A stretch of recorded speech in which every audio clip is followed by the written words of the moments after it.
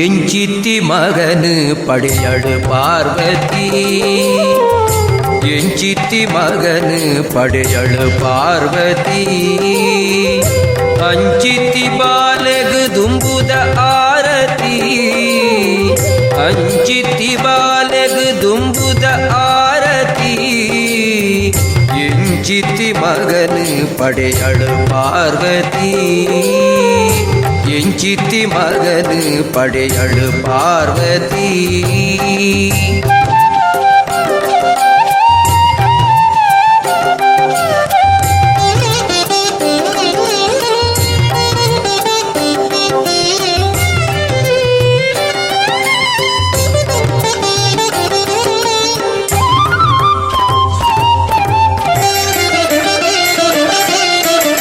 ನರಮಾನ್ಯ ಕಾಯೋಗು ಆನೆದ ಮೂನಿಗೆ, ಗುರಿಗೆದ ಬಂಜಿಗೆ ಮರಿತ ಕಟ್ಟುಗೆ.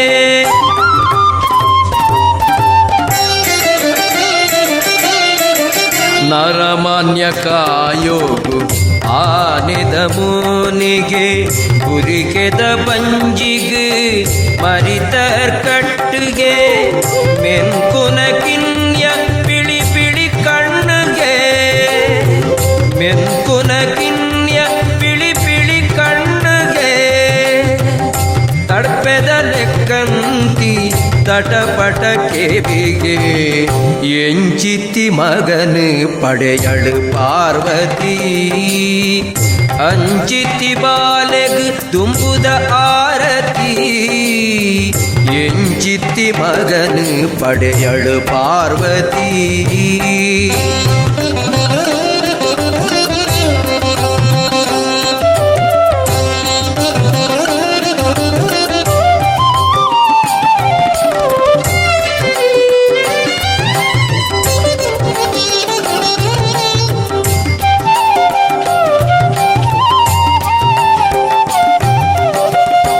ಏತಲ ತಿನ್ಪಿನ ಅಂಗಲ್ಪುದಾಯಗೆ, ಅಗಿಯರೆ ಮಾತ್ರ ಒಂಜೆ ದಾಡೆಗೆ.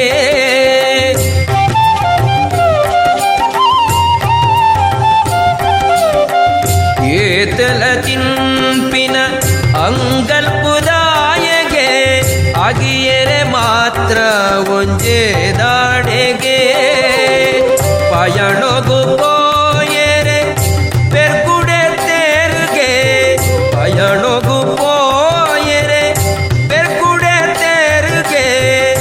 ಬಲ್ಲು ಅಡಸು ಉಂಡೆ ಬತ್ತೊಂದಿ ಕೈಗೆ, ಎಂಚಿತ್ತಿ ಮಗನು ಪಡೆಯಳು ಪಾರ್ವತಿ. ಅಂಚಿತ್ತಿ ಬಾಲೆಗು ದುಂಬುದ ಆರತಿ, ಎಂಚಿತ್ತಿ ಮಗನು ಪಡೆಯಳು ಪಾರ್ವತಿ.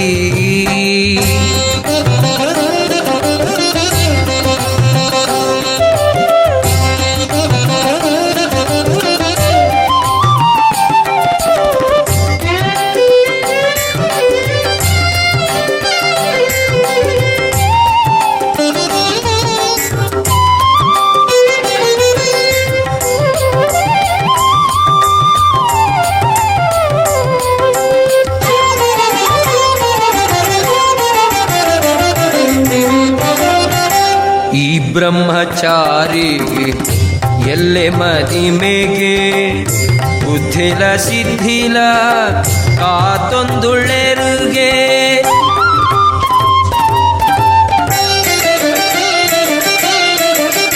ಈ ಬ್ರಹ್ಮಚಾರಿ ಎಲ್ಲೆ ಮದಿಮೆಗೆ, ಬುದ್ಧಿಲ ಸಿದ್ಧಿಲ ಕಾತೊಂದುಳೆರುಗೆ. ಗೆಜ್ಜೆನು ಕಟ್ಟೊಂದು ನಲಿಪುನ ಮರ್ಲುಗೆ, ಗೆಜ್ಜೆನು ಕಟ್ಟೊಂದು ನಲಿಪುನ ಮರ್ಲುಗೆ. ಸುತ್ತಲ ಭೂತಗಳು ಕೊಲೆ ಪುಂಡುಗೆ, ಎಂಚಿತ್ತಿ ಮಗನು ಪಡೆಯಳು ಪಾರ್ವತಿ. ಅಂಚಿತ್ತಿ ಬಾಲೆಗು ದುಂಬುದ ಆರತಿ, ಎಂಚಿತ್ತಿ ಮಗನು ಪಡೆಯಳು ಪಾರ್ವತಿ.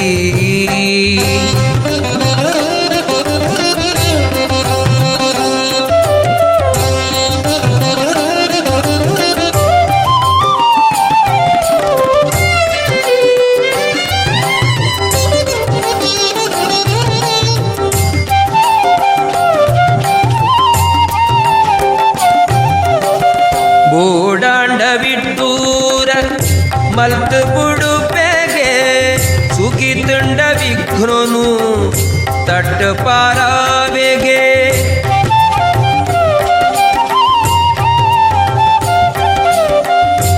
ಓಡಾಂಡ ವಿಡ್ಡೂರ ಮಲ್ತು ಬುಡುಪೆಗೆ ಸುಗಿತುಂಡ ವಿಘ್ನನು ತಟ್ಟು ಪಾರಾವೆಗೆ ಶಿವ ಪಾರ್ವತಿಯರೇ ಮೋಕ್ಯದ ಬಗೆಗೆ ಶಿವ ಪಾರ್ವತಿಯರೇ ಮೋಕ್ಯದ ಬಗೆಗೆ ಭಕ್ತರೆ ಗೋಲಿಯುನ ಬಾಲೆ ಮನಸ್ಸಿಗೆ ಎಂಚಿತಿ ಮಗನು ಪಡೆಯಳು ಪಾರ್ವತಿ ಎಂಚಿತಿ ಮಗನು ಪಡೆಯಳು ಪಾರ್ವತಿ ಅಂಚಿತಿ ಬಾಲೆಗೆ ತುಂಬುದ ಆರತಿ ಅಂಚಿತಿ ಬಾಲೆಗೆ ತುಂಬುದ ಆರತಿ ಎಂಚಿತಿ ಮಗನು ಪಡೆಯಳು ಪಾರ್ವತಿ ಎಂಚಿತಿ ಮಗನು ಪಡೆಯಳು ಪಾರ್ವತಿ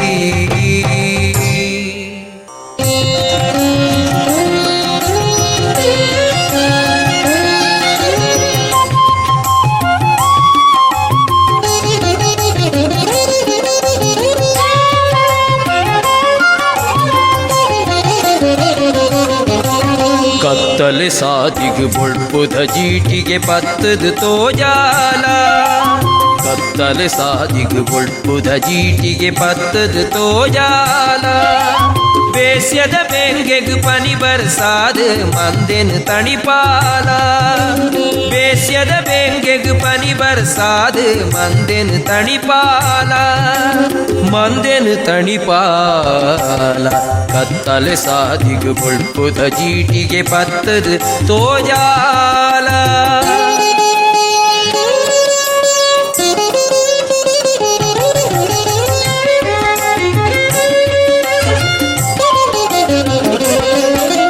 ಬರೆಲು ನವೂರುಡೆ ಪರಿಪುನ ನಿರ್ಮಲ ಧೀರದ ಸುದೆಯಾಲ ಬರೆಲು ನವೂರುಡೆ ಪರಿಪುನ ನಿರ್ಮಲ ನೀರದ ಸುದೆಯಾಲ ಆಸರು ಬೇಸರು ಮಾಜಾದೆ ಫಲಲೇಸನೆ ಒದಗಾಲ ಆಸರು ಬೇಸರು ಮಾಜಾದೆ ಫಲಲೇಸನೆ ಒದಗಾಲ ಲೇಸನೆ ಒದಗಾಲ ಕತ್ತಲೆ ಸಾದಿಗು ಬೊಳ್ಪುದ ಜೀಟಿಗೆ ಪತ್ತದು ತೋಜಾಲ ಬೇಸ್ಯದ ಬೆಂಗೆಗು ಪನಿ ಬರ್ಸಾದ ಮಂದೆನು ತಣಿಪಾಲ ಮಂದೆನು ತಣಿಪಾಲ ಕತ್ತಲೆ ಸಾದಿಗು ಬೊಳ್ಪುದ ಜೀಟಿಗೆ ಪತ್ತದು ತೋಜಾಲ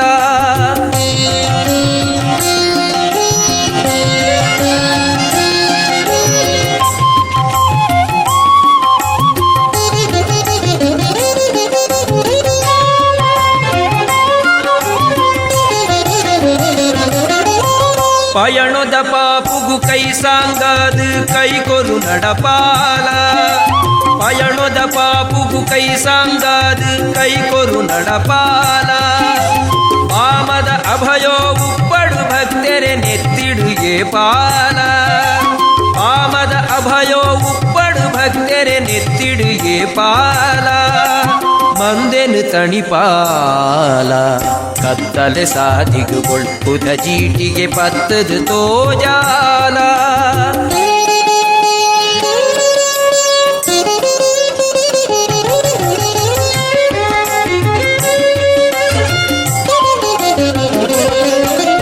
ಶಬ್ದೊಳೆ ನಡುಟು ಓಂಕಾರಾದ ಶಾಂತಿನು ಒದಗಾಲ ಶಬ್ದೊಳೆ ನಡುಟು ಓಂಕಾರಾದ ಶಾಂತಿನು ಒದಗಾಲ ಧರ್ಮದ ಮರಟು ಪುಣ್ಯದ ಪರಂದನು ನಿತ್ಯೊಲ ಒದಗಾಲ ಧರ್ಮದ ಮರಟು ಪುಣ್ಯದ ಪರಂದನು ನಿತ್ಯೊಲ ಒದಗಾಲ ನಿತ್ಯೊಲ ಒದಗಾಲ ಕತ್ತಲೆ ಸಾದಿಗು ಬೊಳ್ಪುದ ಜೀಟಿಗೆ ಪತ್ತದು ತೋಜಾಲ ಬೇಸ್ಯದ ಬೆಂಗೆಗು ಪನಿ ಬರ್ಸಾದ ಮಂದೆನು ತಣಿಪಾಲ ಮಂದೆನು ತಣಿಪಾಲ ಕತ್ತಲೆ ಸಾದಿಗು ಬೊಳ್ಪುದ ಜೀಟಿಗೆ ಪತ್ತದು ತೋಜಾಲ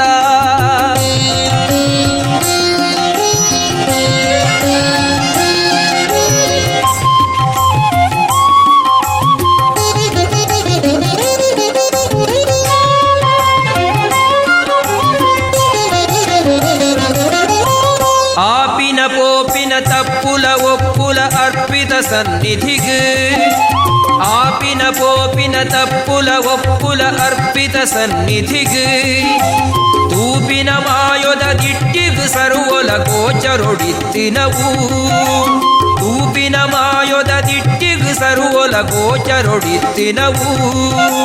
ಗೋಚರೊಡಿತ್ತಿನವು ಕತ್ತಲೆ ಸಾದಿಗು ಕೊಳ್ಪುದ ಜೀಟಿಗೆ ಪತ್ತದು ತೋಜಾಲ ಕತ್ತಲೆ ಸಾದಿಗು ಕೊಳ್ಪುದ ಜೀಟಿಗೆ ಪತ್ತದು ತೋಜಾಲ ಬೇಸ್ಯದ ಬೆಂಗೆಗು ಪನಿ ಬರ್ಸಾದು ಮಂದೆನು ತಣಿಪಾಲ ಕತ್ತಲೆ ಸಾದಿಗು ಕೊಳ್ಪುದ ಜೀಟಿಗೆ ಪತ್ತದು ತೋಜಾಲ ಬೇಸ್ಯದ ಬೆಂಗೆಗು ಪನಿ ಬರ್ಸಾದು ಮಂದೆನು ತಣಿಪಾಲ ಕತ್ತಲೆ ಸಾದಿಗು ಕೊಳ್ಪುದ ಜೀಟಿಗೆ ಪತ್ತದು ತೋಜಾಲ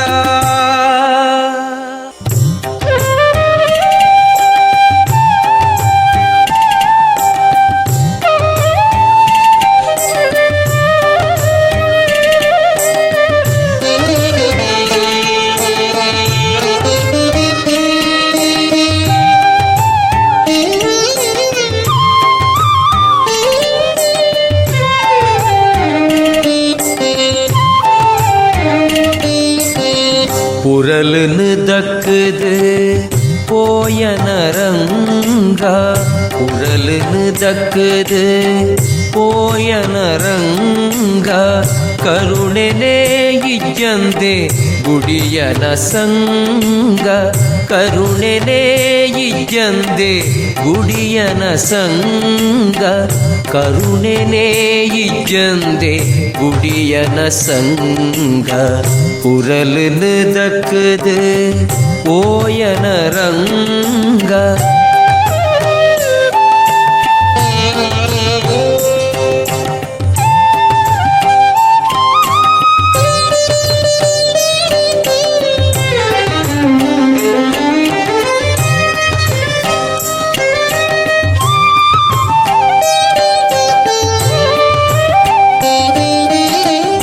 ಮರ್ಲು ಕಟ್ಟಾದೇರು ಲೆತ್ತೊಂದು ಪೋಯೇರು ಅರಮನೆ ಲೆತ್ತುಂಡ ಪಿರಯೇ ಬಬರುಪ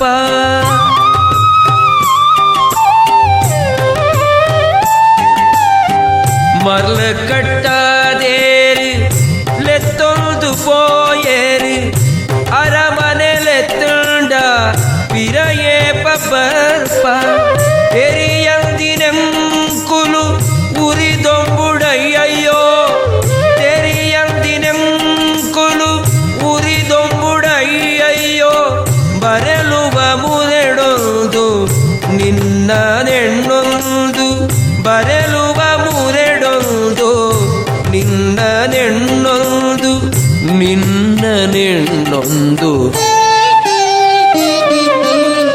ಪುರಲುನು ದಕ್ಕದು ಓಯನ ರಂಗ ಕರುಣೆನೇ ಇಜ್ಜಂದೆ ಗುಡಿಯನ ಸಂಗ ಕರುಣೆನೇ ಇಜ್ಜಂದೆ ಗುಡಿಯನ ಸಂಗ ಪುರಲುನು ದಕ್ಕದು ಓಯನ ರಂಗ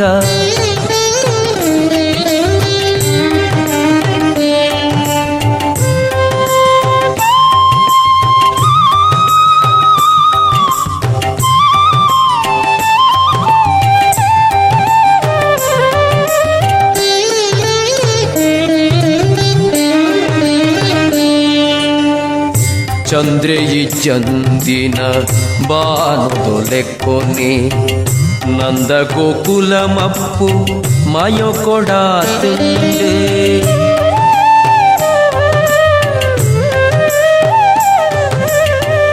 ಚಂದ್ರೆಯಿ ಚಂದಿನ ಬಾನುದೊಲೆಕ್ಕೊನೆ ನಂದ ಗೋಕುಲ ಮಪ್ಪು ಮಯೊಕೊಡಾತುಂಡೆ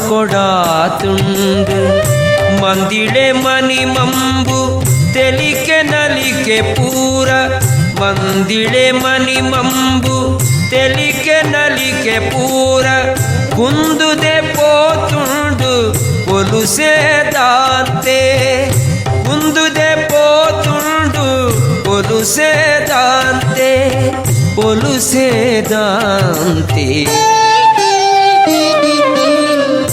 పురలును దక్కదు పోయన ರಂಗ ಕರುಣೆನೇ ಇಜ್ಜವುದೇ ಗುಡಿಯನ ಸಂಗ ಕರುಣೆನೇ ಇಜ್ಜವುದೇ ಗುಡಿಯನ ಸಂಗ ಪುರಲುನು ದಕ್ಕದು పోయన ರಂಗ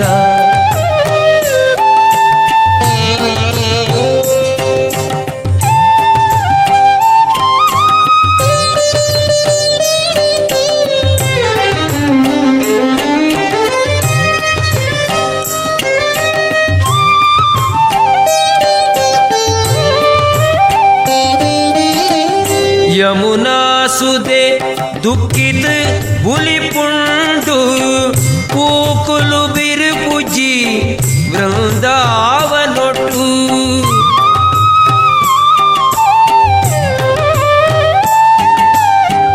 ಯಮುನಾ ಸುದೆ ದುಃಖಿತ ಬುಲಿಪುಂಡು ಕೂಕುಲು ಬಿರುಪುಜಿ ವೃಂದಾವನೊಟ್ಟು ಸಂಪುದ ಗಾಳಿಗೆ ಜ್ವರ ಏರ್ದುಂಡು ಸಂಪುದ ಗಾಳಿಗೆ ಜ್ವರ ಏರ್ದುಂಡು ಗೋಮಲು ಮೇವಂದೆ ಕಣ ನೀರು ಪಾಡ್ವ ಗೋಮಲು ಮೇವಂದೆ ಕಣ ನೀರು ಪಾಡ್ವ ಕಣ ನೀರು ಪಾಡ್ವ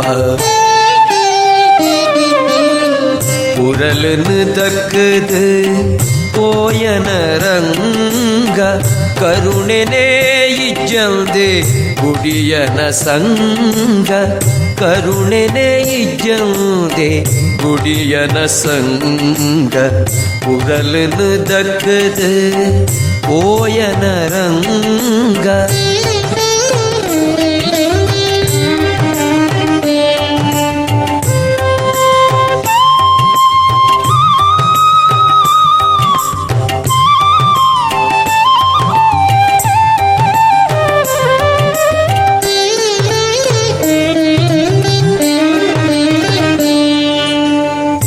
ನಿನ್ನ ಕಾರುದ ಗೆಜ್ಜೆ ದುನಿಪುಖೇನಂದೆ ಕಣ್ಣಗ ನಿದ್ರೆನೆ ಅಮರುಜಿ ಸ್ವಾಮಿ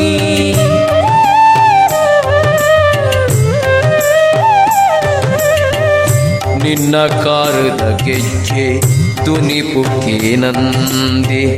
ಕಣ್ಣಗ ನಿದ್ರೆನೆ ಅಮರುಜಿ ಸ್ವಾಮಿ ಕಂಡ್ಯರೆ ಬರ್ಪಂದು ನಿಲವುಡುದೀನ ಕಂಡ್ಯರೆ ಬರ್ಪಂದು ನಿಲವುಡುದೀನ ಕೊಜಪು ಪೊಣ್ಣೈ ಮಾತ ಒರಿದೆ ಪೋಂಡು ಕೊಜಪು ಪೊಣ್ಣೈ ಮಾತ ಒರಿದೆ ಪೋಂಡು ಒರಿದೆ ಪೋಂಡು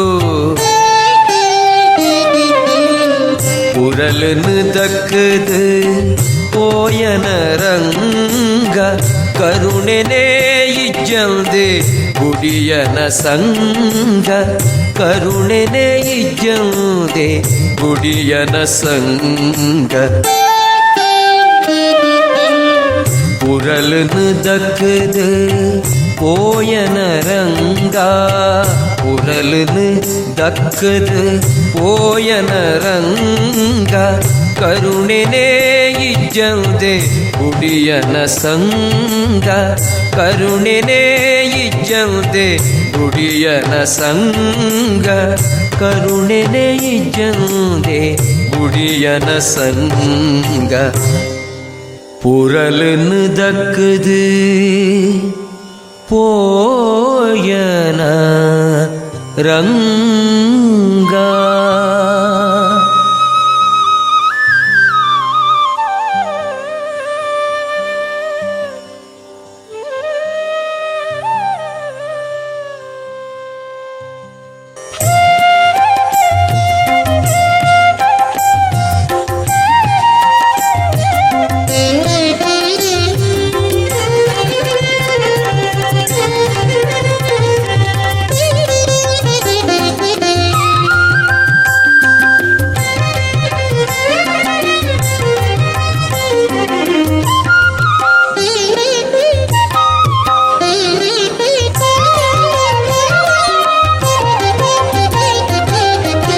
உடல் துளைகேனதொஞ்சி துடரு அருளொலெக்கமல்த்து உடல் துளைகேனதொஞ்சி துடரு ಅರ್ಲೊಲೆಕ್ಕಮಲ್ತೆ ಕವಿದಿ ಮಪ್ಪುಮಯ ಕೊಡೆಲ್ಲ ಕೈನು ಪತ್ತು ನಡಪಾಲ ಓ ಭಗವತಿ ಓ ಭ್ರಾಮರಿ ಓ ಭಗವತಿ ಓ ಭ್ರಾಮರಿ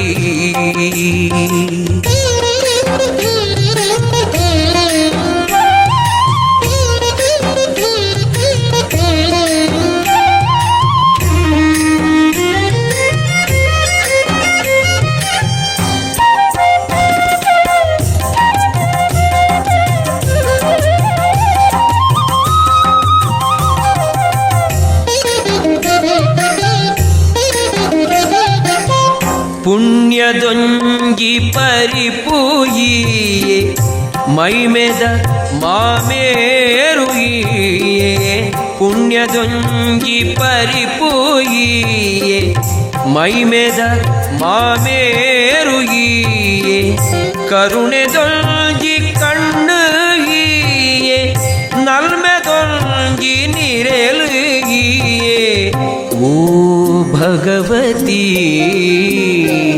ಓ ಭ್ರಾಮರಿ ಉಡಲ್ ತುಳಯಿಗೇನದೊಂಜಿ ತುಡರು ಅರ್ಲೊಲೆಕ್ಕಮಲ್ತೆ ಕವಿದಿ ಮಪ್ಪುಮಯ ಕೊಡೆನ್ನ ಕೈನು ಪತ್ತು ನಡಪಾಲ ಓ ಭಗವತಿ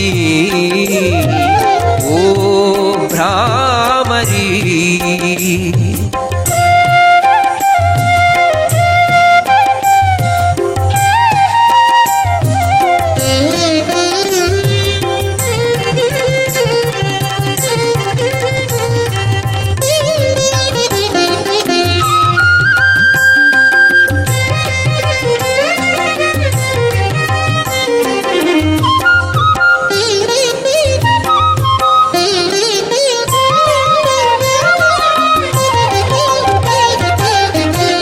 ನಿನ್ನದಯೋಟೆ ಭಾಗ್ಯ ಬಳ್ಪು ನಿನ್ನದಯೋಟೆ ಬುದ್ಧಿ ಸಿದ್ಧಿ ನಿನ್ನದಯೋಟೆ ಭಾಗ್ಯ ಬಳ್ಪು ನಿನ್ನದಯೋಟೆ ಬುದ್ಧಿ ಸಿದ್ಧಿ ನಿನ್ನದಯೋಟೆ ಪೆರ್ಮೆ ಗೆಲ್ಮೆ ಪಾದ ಗೆಲ್ನ ಸಾರ ಸೊಲ್ಮೆ ಓ ಭಗವತಿ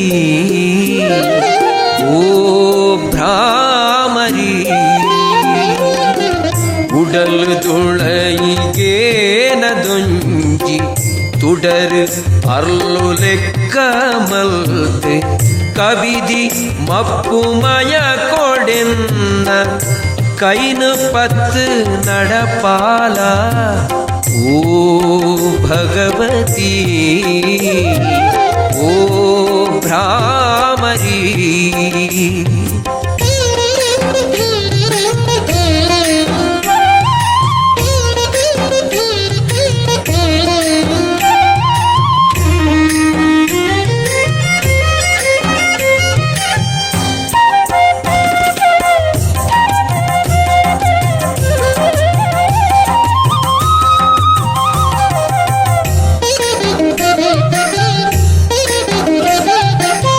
பத்தப்பே ஜோகுணேனு ஒத்தட்டு மல்பாது பத்தப்பே ஜோகுணேனு ஒத்தட்டு மல்பாது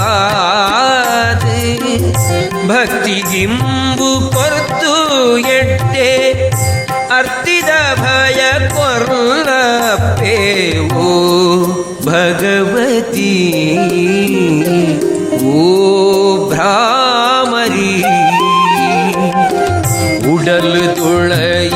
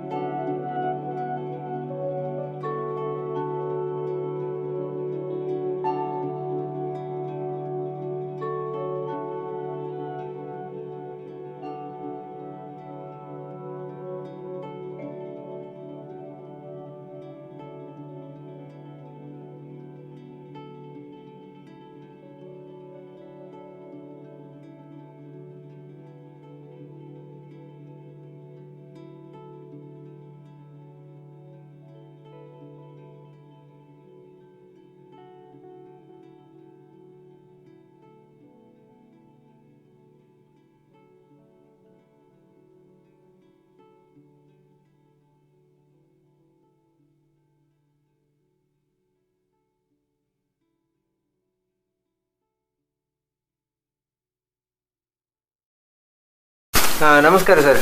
ನಮಸ್ಕಾರ ಸರ್, ಅಂದರೆ ತಾವು ಕನ್ನಡ ಸಾಹಿತ್ಯ, ತುಳು ಸಾಹಿತ್ಯ, ಜಾನಪದ ಕ್ಷೇತ್ರ, ಆಮೇಲೆ ಯಕ್ಷಗಾನ ಕ್ಷೇತ್ರ, ಹೀಗೆ ಹಲವಾರು ಕ್ಷೇತ್ರಗಳಲ್ಲಿ ಅಸಾಧಾರಣವಾದಂತಹ ಕೊಡುಗೆಯನ್ನು ಕೊಟ್ಟವರು. ಅಂದರೆ ನಮ್ಮ ದಕ್ಷಿಣ ಕನ್ನಡದ ನೆಲದಲ್ಲಿ ಸಾಹಿತ್ಯಿಕ ವಲಯದಲ್ಲಿ ಆಗಲಿ ಅಥವಾ ಯಕ್ಷಗಾನದ ವಲಯದಲ್ಲಿ ಆಗಲಿ ಒಂದು ಸ್ಟ್ಯಾಂಡರ್ಡ್ ಮಟ್ಟದಲ್ಲಿ ತಾವು ಗುರುತಿಸಿಕೊಂಡವರು.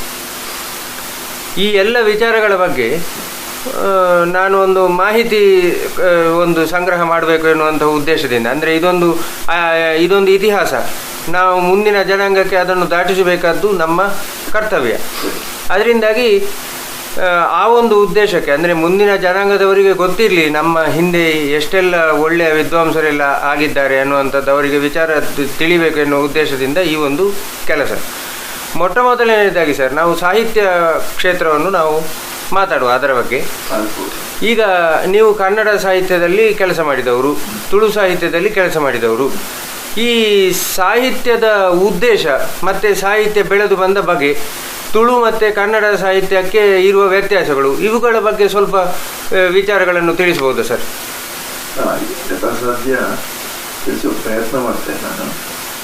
ಈಗ ನಾನು ಕನ್ನಡ ಭಾಷೆ ಸಾಹಿತ್ಯ ಇದರ ಅಧ್ಯಾಪಕನಾದ್ದರಿಂದ ಅನಿವಾರ್ಯವಾಗಿ ಕನ್ನಡ ಸಾಹಿತ್ಯದ ಹಳನೆ, ಅದರ ಇತಿಹಾಸ, ಅದು ನಡೆದು ಬಂದಂಥ ದಾರಿ, ಇದರ ಬಗ್ಗೆ ಎಲ್ಲ ಸ್ವಲ್ಪ ವಿಚಾರ ಮಾಡಬೇಕಾಯ್ತು. ಹಾಗೆ ವಿಚಾರ ಮಾಡುವಾಗ ಯಕ್ಷಗಾನ ಸಾಹಿತ್ಯ ಎನ್ನುವುದು ಒಂದು ಬಹಳ ಮೌಲ್ಯಯುತವಾದ ಒಂದು ಸಾಹಿತ್ಯ.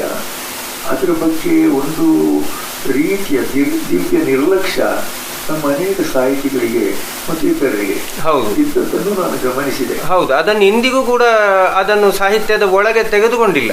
ಅದು ನಮ್ಮ ಭೌತಿಕ ಮಟ್ಟದ ಮಿತಿಯನ್ನು ತೋರಿಸ್ತದೆ. ಹಾಗಾಗಿ ಯಾವುದು ಮೌಲಿಕವೋ ಅದಕ್ಕೆ ಯಥಾ ಸ್ಥಾನವನ್ನು ಕೊಡಬೇಕು. ಹೌದು, ವಿಚಾರವಂತರ ಕರ್ತವ್ಯ. ಹೌದು. ಹಾಗೆ ಯಕ್ಷಗಾನ ಸಾಹಿತ್ಯ ಅನ್ನೋದು ಇವತ್ತು ಸುಮಾರು ಒಂದು 500 ವರ್ಷಗಳಿಂದ ಅಖಂಡವಾಗಿ ಬೆಳೆದು ಬಂದಂತಹ ಒಂದು ಒಳ್ಳೆಯ ಸಾಹಿತ್ಯ ಅದು. ಹೌದು, ಪ್ರಬುದ್ಧ ಸಾಹಿತ್ಯ. ನಾವು ಪಾರ್ಸುಬ್ಬನಿಂದ ತೆಕ್ಕೊಂಡ್ರು ಕೂಡ ಪಾರ್ಸುಬ್ಬನ ಅನೇಕ ಪ್ರಸಂಗಗಳು, ಅವನ ರಾಮಾಯಣಕ್ಕೆ ಸಂಬಂಧಪಟ್ಟದ್ದು ಮತ್ತು ಇತರೆ ಕೆಲವು ಪ್ರಸಂಗಗಳು ಒಂದು ಅದ್ಭುತವಾದ ರಸವತ್ತಾದ ರಸಸ್ಯಂತಿಯಾದಂತಹ ಸಾಹಿತ್ಯ. ಹೌದು, ಅದನ್ನು ಒಂದು ರೀತಿಯಲ್ಲಿ ನಾವು ಅಧ್ಯಯನ ಪ್ರಪಂಚಕ್ಕೂ, ಅಂದರೆ ಅಧ್ಯಯನ ಶಿಕ್ಷಣ ಪ್ರಪಂಚಕ್ಕೂ ಕೂಡ ಅದನ್ನು ದಾಟಿಸಬೇಕಾಗಿದೆ. ಆದರೆ ಇನ್ನೂ ನಮ್ಮ ವರಿಷ್ಠರಿಗೆ ಆ ಒಂದು ಮನಸ್ಸು ಬರಲಿಲ್ಲ. ಹೌದು, ಹಿರಿಯ ಮಟ್ಟದಲ್ಲಿ ಬೇಡ, ಪ್ರಾಥಮಿಕ ಮಟ್ಟದಲ್ಲಿ ಬೇಡ, ಕಾಲೇಜು ಮತ್ತು ಯೂನಿವರ್ಸಿಟಿ ಮಟ್ಟದ ಶಿಕ್ಷಣ ಪ್ರಣಾಳಿಕೆಯಲ್ಲಿ ಯಕ್ಷಗಾನಕ್ಕೂ ಒಂದು ಸರಿಯಾದ ಸ್ಥಾನ ಅದು ಕೊಡಬೇಕು ಅಂತ ನನ್ನದು ಕೂಡ ಒಂದು ಅಭಿಪ್ರಾಯ. ಒಂದು ಕಾಲದಲ್ಲಿ ನಾವೆಲ್ಲ ಸ್ವಲ್ಪ ಮಟ್ಟಿನ ಅಭಿಪ್ರಾಯವನ್ನು ಮಂಡಿಸಿದ್ರಿಂದ ಯೂನಿವರ್ಸಿಟಿಯಲ್ಲಿ 1 ವರ್ಷ ಪಂಚವಟಿ ಎನ್ನುವ ಪ್ರಸಂಗ ಅದನ್ನು ಪಠ್ಯವಾಗಿ ಇರಿಸಿದ್ದುಂಟು. ಅದು ಆವಾಗ ಶ್ರೀಮಾನ್ ರಾಘವನಂಬಿಯಾರರು ಅದನ್ನು ಎಡಿಟ್ ಮಾಡಿಕೊಟ್ರು. ನಾನು ಒಂದು ರೀತಿಯಲ್ಲಿ ಅವರ ಜೊತೆಗೆ ಇದ್ದೆ ಅಂತ ಹೇಳ್ಬೋದು. ಹಾಗಾಗಿ ಆ ಕೆಲಸ ಇನ್ನೂ ಅದು ಮುಂದುವರಿಬೇಕಾಗಿದೆ ಬೇರೆ ಬೇರೆ ನಿಟ್ಟಿನಲ್ಲಿ. ಈಗ ಹಿಂದೆ ಸೌಕರ್ಯಗಳು ಬಿಸಿಯಾಗಿದ್ದ ಕಾಲದಲ್ಲಿ ಯಕ್ಷಗಾನದ ಶ್ರೇಷ್ಠ ಸಾಹಿತಿಗಳನ್ನು, ಯಕ್ಷಗಾನದ ಕಲಾ ಪ್ರಪಂಚದ ವೇಷಧಾರಿಗಳನ್ನು, ಭಾಗವತರುಗಳನ್ನೆಲ್ಲ ಸಂದರ್ಶಿಸಿ ಅವರ ಅಭಿಪ್ರಾಯವನ್ನು ಶೇಖರಿಸಿ ಪುಸ್ತಕ ರೂಪದಲ್ಲಿ, ವಿಷಯದ ರೂಪದಲ್ಲಿಯೂ ಅದನ್ನು ಉಳಿಸಿಕೊಳ್ಳುವ ಪ್ರಯತ್ನ ನಡೆಯಲಿಲ್ಲ. ಆದರೆ ಅವರನ್ನು ನಾವು ವಿಸ್ಮರಿಸಿ ಬಿಡುವುದು ಸರ್ವತಾ ಸರಿಯಲ್ಲ. ಯಾಕಂದರೆ ಈಗ ನಾವು ಏನಾಗಿದ್ದೇವೆಯೋ ಅದಕ್ಕೆ ನಮ್ಮ ಹಿಂದಿನ ಹಿರಿಯರೇ ಕಾರಣಕರ್ತರು. ಹೌದು, ಕರೆಕ್ಟ್. ಅದರಿಂದ ಅದರಿಂದಲೇ ಅನುಸ್ಯೂತವಾಗಿ ಮುಂದುವರೆದು ಬಂದಂತಹ ಪರಂಪರೆ ನಮ್ಮದು. ಈಗ ನನ್ನ ಮಟ್ಟಿಗೆ ಹೇಳುವುದಿದ್ರೆ ಯಕ್ಷಗಾನ ಎನ್ನುವುದು ನನಗೆ ವಿಶಾಲ ಸಾಹಿತ್ಯ ಕ್ಷೇತ್ರಕ್ಕೆ ಅದು ಮಹಾದ್ವಾರ ಅಂತ ಹೇಳ್ಬೋದು. ಯಾಕಂದರೆ ಸಣ್ಣ ಪ್ರಾಯದಲ್ಲಿ ಯಕ್ಷಗಾನ ಬಯಲಾಟರೂಪದಲ್ಲಿರುವಾಗ ಆಗ ವೇದಿಕೆಯ ತೀರಾ ಸಮೀಪವಾಗಿ ಕೂತು ಎಲ್ಲಿವರೆಗಂತೆ ವೇಷಧಾರಿಗಳು ಕುಣಿಯುವಾಗ ಆವಾಗ ಅವರ ಕಾರಣ ಧೂಳಿ ಕೆಳಗೆ ಬಿದ್ದದ್ದು ಇರ್ಬೋದು. ಹೌದು. ಆದರೆ ಅಷ್ಟೊಂದು ಒಂದು ಆಸಕ್ತಿ, ತೀವ್ರ ಆಸಕ್ತಿ ಇದ್ದದ್ರಿಂದ ಯಕ್ಷಗಾನದ ಸಮೀಪ ಸಂಪರ್ಕ ಬರಲಿಕ್ಕೆ ಕಾರಣ ಆಯಿತು. ಆದ್ದರಿಂದ ಆವಾಗಿನ ಈಗ ಗರಿ ಅಂತವರು, ಬಲಿಪ ಭಾಗವತರು ಇವೆಲ್ಲ ಹಾಡುವಾಗ ಅದರ ಲಯ, ಛಂದಸ್ಸು ಇದೆಲ್ಲ ಇಷ್ಟರ ಮಟ್ಟಿಗೆ ಮನವರಿಕೆ ಆಗ್ತಾ ಇರ್ತದೆ. ನಮಗೆ ಆ ದಾಟಿಯ ನೆನಪಿನಲ್ಲಿ ಇಟ್ಟುಕೊಂಡು ನಾವೇ ನಮ್ಮದೇ ಆದ ರೀತಿಯಲ್ಲಿ, ಬಾಲಿಶ ರೀತಿಯಲ್ಲಿ ಪದ್ಯಗಳನ್ನು ಹೊಸೀಲಿಕ್ಕೆ ಒಂದು ಚಾಲನ ಸಿಗ್ತಾ ಇತ್ತು, ಸಾಧ್ಯತೆ ಇತ್ತು, ಪ್ರೇರಣೆ. ಇದು ನಾನು ನನ್ನ ಎಳೆಯಲ್ಲಿ ಮಾಡಿದ್ದೇನೆ. ಯಾಕಂದರೆ ನಾನು ಭಾಗವತಿಕೆಯನ್ನು ವಹಿಸಿಕೊಂಡು ಬಾಲಿಶ ನಮ್ಮ ಹುಡುಗರೊಂದಿಗೆ ತಂಡ ಕಟ್ಟಿಕೊಂಡು ಯಕ್ಷಗಾನದಂಥ ಒಂದು ಪ್ರದರ್ಶನ ಅಂತ ಅದಕ್ಕೆ ಕರೆಯುವುದಿದ್ರೆ ಮಾಡ್ತಾ ಇದ್ದೆ, ಆಟ ಆಡುವ ಸಮಯದಲ್ಲಿ ಆಟ ಆಡು. ಆದ್ದರಿಂದ ಆ ಒಂದು ಚಾಲನೆ ಅದು ಆವಾಗ ಸಿಗ್ತಿತ್ತು. ಮತ್ತು ಯಕ್ಷಗಾನದಲ್ಲಿ ನೋಡಿ, ಅದರಲ್ಲಿ ಅಷ್ಟೊಂದು ಒಂದು ಜೀವನ ಪ್ರೇರಣೆಯ ಒಂದು ಲಕ್ಷಿಸಬೇಕಾದ ಲಕ್ಷಣಗಳ, ಹೌದು, ಒಂದು ಸಮೂಹವಿಷ್ಟ ಸಮಷ್ಟಿಗಳೇ ಅಂತ ನಾನು ಹೇಳಿಲ್ಲ. ಆದ್ದರಿಂದ ಸಣ್ಣ ಪ್ರಾಯದಲ್ಲಿ ಬಾಲಿಶವಾದ ರೀತಿಯಲ್ಲಿ ಚಿಕ್ಕ ಪುಟ್ಟ ಪ್ರಸಂಗಗಳನ್ನು, ಇಡೀ ಪ್ರಸಂಗ ಅಲ್ಲ, ಬರೆಯುವುದಕ್ಕೆ ನಾನು ಪ್ರಯತ್ನ ಪಟ್ಟೆ ನನ್ನ ಹೈಸ್ಕೂಲಿನ ದಿನಗಳಲ್ಲಿ. ಉದಾಹರಣೆಗೆ ತುಳುವಿನಲ್ಲಿ ಒಂದು ಕನ್ಯಾ ಗುರುವರ ಕಾಳಗ, ಒಂದು ಹಳ್ಳಿಯ ಒಂದು ಕತೆ. ಹೌದು. ಅಲ್ಲಿ ಯಕ್ಷಗಾನ ಅಂತಂದ್ರೆ ಅದಕ್ಕೆ ಕಾಳಗ ಒಂದು ಬೇಕು. ಹೌದು. ಅದಕ್ಕೆ ಒಂದು ಕಥೆಯನ್ನು ಇಟ್ಟುಕೊಂಡು ಕಾಲ್ಪನಿಕ ಸಣ್ಣ ಪ್ರದರ್ಶನ ಮಾಡಿದರು. SLCಯಲ್ಲಿ ನಮ್ಮದೇ ಹುಡುಗರ ತಂಡದವರು ಅದನ್ನು ಪ್ರದರ್ಶನ ಮಾಡಿದರು. ಆಮೇಲೆ ಪ್ರಕಟ ಮಾಡಲಿಲ್ಲ. ಒಂದೆರಡು ಪೌರಾಣಿಕ ಪ್ರಸಂಗದ ಭಾಗಗಳು, ನನಗೆ ಶಕುಂತಲಾ ಸಂದರ್ಶನ ಅಂತ ಹೇಳುವಂಥದ್ದು, ಮತ್ತೆ ಚಂದ್ರಮತಿ ಸ್ವಯಂವರಿ ಸ್ವಲ್ಪ ದೊಡ್ಡದು, ವರುಣ ಯಾಗ, ಇದು ನನ್ನ ಯಕ್ಷಗಾನ ಕೃತಿ ಸಂಪುಟದ ದೊಡ್ಡ ಪುಸ್ತಕ ಇದೆ. ಅದರಲ್ಲಿ ಅದು ಬರಲಿಲ್ಲ, ಇರಲಿ, ತೊಂದರೆ ಏನಿಲ್ಲ. ನಾನು ನನ್ನ ರೀತಿಯಲ್ಲಿ ಯಕ್ಷಗಾನ ಎನ್ನುವುದು ಬರೀ ಸಾಂಪ್ರದಾಯಿಕ ಮಕ್ಕಿ ಒಂದನ್ನು ನೋಡಿಕೊಂಡು ಮತ್ತೆ ಅದೇ ಕಾಪಿ,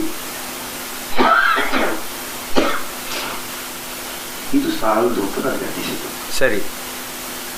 ಯಕ್ಷಗಾನದ ವ್ಯವಸಾಯಿಗಳು ಅದಕ್ಕೆ ಒಂದು ಹೊಸ ಆಯಾಮವನ್ನು ಕೊಡಬೇಕು. ಅದು ಕರ್ತವ್ಯವೂ ಹೌದು. ಇಲ್ಲವಾದರೆ ಅದು ಬರೀ ಒಂದು ಕಸುಬು ಆಗುತ್ತದೆ ಹೊರತು ಅದೊಂದು ಕಲಾ ಪ್ರಕಾರ ಆಗುವುದಿಲ್ಲ. ಹೌದು. ಆ ನಾನು ಯಕ್ಷಗಾನ ಬೇರೆ ಬೇರೆ ವಿಷಯವನ್ನು ಪ್ರತಿಪಾದಿಸಬೇಕು. ಪ್ರಸ್ತುತ ಪ್ರಪಂಚವನ್ನು ಬಾಧಿಸುವ ಅನೇಕ ಅರೋಚಕವಾದ ಅನಾಹುತಕಾರಿ ಪ್ರವೃತ್ತಿಗಳಿದ್ದಾರೆ. ಈಗ ಹಿಂಸೆ ಅಥವಾ ಶೋಷಣೆ, ಹಿರಿಯರ ಮೇಲಿನ ದೌರ್ಜನ್ಯ, ಇಂಥದ್ದೆಲ್ಲ ಇದೆ. ಇದನ್ನು ಯಕ್ಷಗಾನದಲ್ಲಿ ಯಾಕೆ ತರಬಾರದು? ಕೆಲವರು ಇದನ್ನು ಅಭಿಪ್ರಾಯಕ್ಕೆ ವ್ಯತಿರಿಕ್ತ ಅಭಿಪ್ರಾಯ, ಅದು ಅವರವರ ಒಂದು ಅಭಿಪ್ರಾಯ, ಏನಾಗ್ತದೆ. ನನ್ನ ಅಭಿಪ್ರಾಯ ಹಾಗೆ. ಉದಾಹರಣೆಗೆ ಏಡ್ಸಿನಂಥ ಒಂದು ದುರ್ಧರ ವ್ಯಾಧಿಗೆ ಪರಿಹಾರ ಅಂತಲ್ಲ, ಜಾಗೃತಿ, ಅದ್ರ ಬಗ್ಗೆ ಜಾಗೃತಿ ಮಾಡಬೇಕಾದ್ರೆ ಯಕ್ಷಗಾನವು ಯಾಕೆ ಆ ನಿಟ್ಟಿನಲ್ಲಿ ದುಡಿಬಾರದು? ಈ ದೃಷ್ಟಿಯಿಂದ ನಾವು ಎರಡು ಪ್ರಸಂಗ ಬರಬೇಕು. ಒಂದು ಘೋರ ಮಾರಕ. ಹೌದೌದು, ನಾನು ಅದನ್ನು ಕೆಲವು ಕಡೆ ಪ್ರದರ್ಶನ ನೋಡಿದ್ದೇನೆ. ಅದು ಈಗ ಪೂರ್ತಿ ಯಕ್ಷಗಾನದ ಒಂದು ಇದರಲ್ಲೇ ಉಂಟದು, ಮಿತಿಯಲ್ಲೇ ಉಂಟು. ಹೌದು, ಯಕ್ಷಗಾನದ ಆಯಾ ಆಕಾರದ ಒಳಗಡೆ ಉಂಟು. ಹೌದು, ಏಡ್ಸಿನ ಶಬ್ದ ಕೂಡ ಅಲ್ಲಿ ಬರುವುದಿಲ್ಲ. ಹೌದು, ಇಲ್ಲ, ಘೋರ ಮಾರಕ. ಆಮೇಲೆ ರುಧಿರ ಮೋಹಿನಿ ಅಂತ ನಾನು ಇನ್ನೊಂದು ಕಡೆ, ಅದು ಕೂಡ ಹಾಗೆ. ರುಧಿರ ಅಂದರೆ ರಕ್ತ ಅಂತ. ಹೌದು, ರುಧಿರ ಮೋಹಿನಿ ಅಂದರೆ ರಕ್ತದ ಮೂಲಕವಾಗಿ ಅದನ್ನು ನಮ್ಮ ಇಲ್ಲಿ ಕಲಾ ಗಂಗೋತ್ರಿ ಅಂತ ಒಂದು ಸಂಸ್ಥೆ ಉಳಿಸ್ತಾರೆ, ಯಕ್ಷಗಾನ ಸಂಸ್ಥೆಗಳು. ನಾವು ಅನೇಕ ಪ್ರಾಯೋಗಿಕ ಪ್ರಾತ್ಯಕ್ಷಿಕೆಗಳನ್ನ ಮಾಡಿದ್ದೇವೆ. ಅದಕ್ಕೆ ನಾವು ರಾಗಿ ತೋರಿಸಿದ್ದಾರೆ. ಈ ಥರ ಯಕ್ಷಗಾನವನ್ನು ಬೇರೆ ಬೇರೆ, ಈಗ ಪರಿಸರ ಪ್ರಜ್ಞೆ, ಈಗ ಒಂದು ಜ್ವಲಂತವಾದ ಸಮಸ್ಯೆ, ಪರಿಸರ ನಾಶ, ಬೇರೆ ಬೇರೆ ರೀತಿಯಲ್ಲಿ ಆಗ್ತಾ ಉಂಟು. ಹೌದೌದು, ಅಭಿವೃದ್ಧಿಯ ಹೆಸರಿನಲ್ಲಿ ಆಗ್ತದೆ. ಆದ್ದರಿಂದ ಪರಿಸರ ಪ್ರಜ್ಞೆಯನ್ನು ಬೆಳೆಸಲಿಕ್ಕೆ ಮತ್ತು ಉಳಿಸಲಿಕ್ಕೆ ಯಕ್ಷಗಾನವನ್ನು ಬಳಸುವುದು ಎನ್ನುವುದಕ್ಕೆ ಮಾರಿಷಾ ಕಲ್ಯಾಣ ಅಂತ ಅದು ಮುದ್ರಣ ಕೂಡ ಆಗಿದೆ. ಆ ಪ್ರಸಂಗ ಆಮೇಲೆ ಇನ್ನು ಕೆಲವು ಪ್ರಸಂಗಗಳು ಮತ್ತೆ ಪೌರಾಣಿಕ ಅಲ್ಲದಿದ್ದರೂ ಪೌರಾಣಿಕ ಸ್ವರೂಪ ಇರುವಂತಹ ಕೆಲವು ಪ್ರಸಂಗಗಳು. ನನಗೆ ಛಾಯಾವತರಣ ಮತ್ತು ಇತರ ಪ್ರಸಂಗ ಇದು ಮುದ್ರಣ ಆಗಿದೆ ಪುಸ್ತಕ. ಅದರ ಒಂದು ವೈಶಿಷ್ಟ್ಯ ಏನು ಅಂತಂದರೆ ಛಾಯಾ ಅಂದರೆ ಇಲ್ಲಿ ಟೀ ಪಾನೀಯ. ಈ ಟೀ ಎಲ್ಲಿಂದ ಬಂತು, ಹೇಗೆ ಬಂತು, ಅದರಿಂದ ಹೇಗೆ ಜನಪ್ರಿಯ ಆಯಿತು ಎನ್ನುವುದಕ್ಕೊಂದು ಕತೆ ಉಂಟು, ಜಪಾನಿ ಕತೆ ಮೂಲ.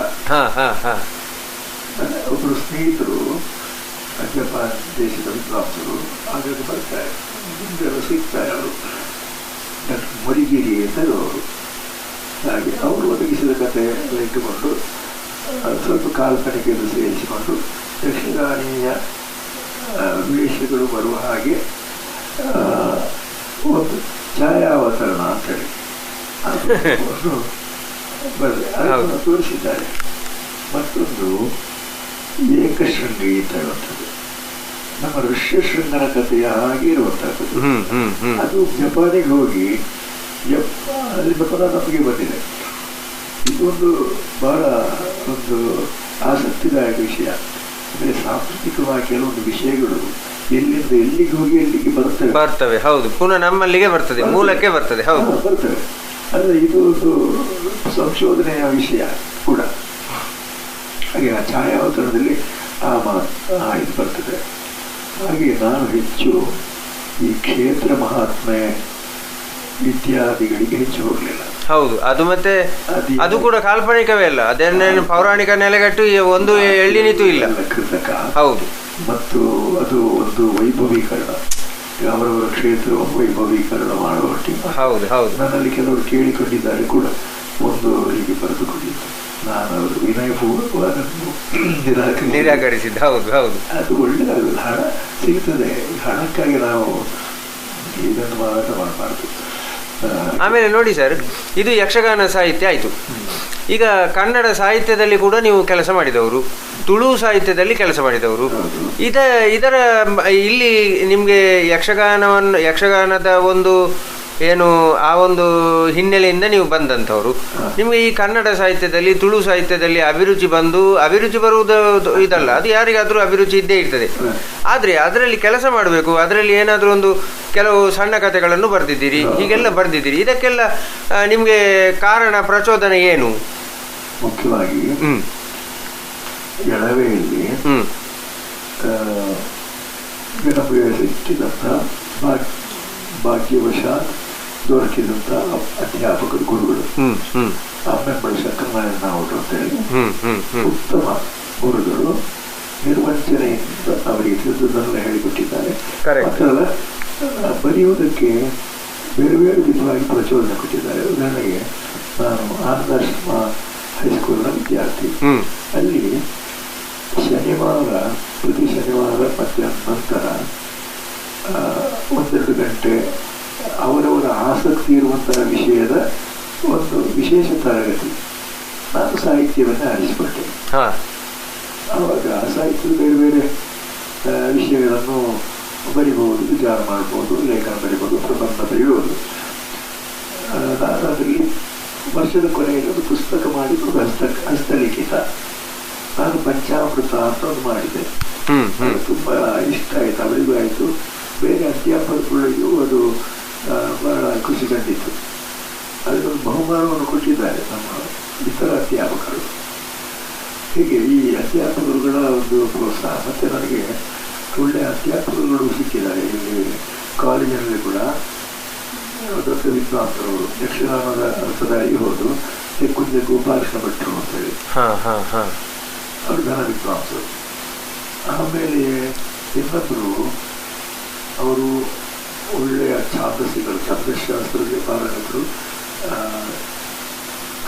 ಕವನ, ಸಣ್ಣ ಕಥೆಗಳು, ಇದನ್ನೆಲ್ಲ ಬರೆದವರು. ಬೇಡಿಯ ಕೃಷ್ಣ ಭಟ್ರು, ಹೌದೌದು, ಕೇಳಿದ್ದೇನೆ, ಹಿರಿಯರು.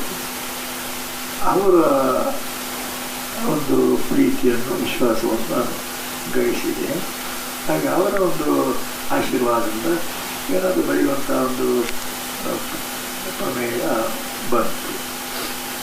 ಹೀಗೆ ಈ ಶಿಕ್ಷಣ ರಂಗದಲ್ಲಿ ಒಳ್ಳೆಯ ಗುರಿ ತೋರುವಂಥ ಗುರುಗಳು ಸಿಕ್ಕಿದ್ರಿಂದ ಅಲ್ಲಿ ಸ್ವಲ್ಪ ಮಟ್ಟಿಗೆ ಕೆಲಸ ಮಾಡಲಿಕ್ಕೆ ಸಾಧ್ಯ ಆಯಿತು. ಹಾಗೆ ನಾನು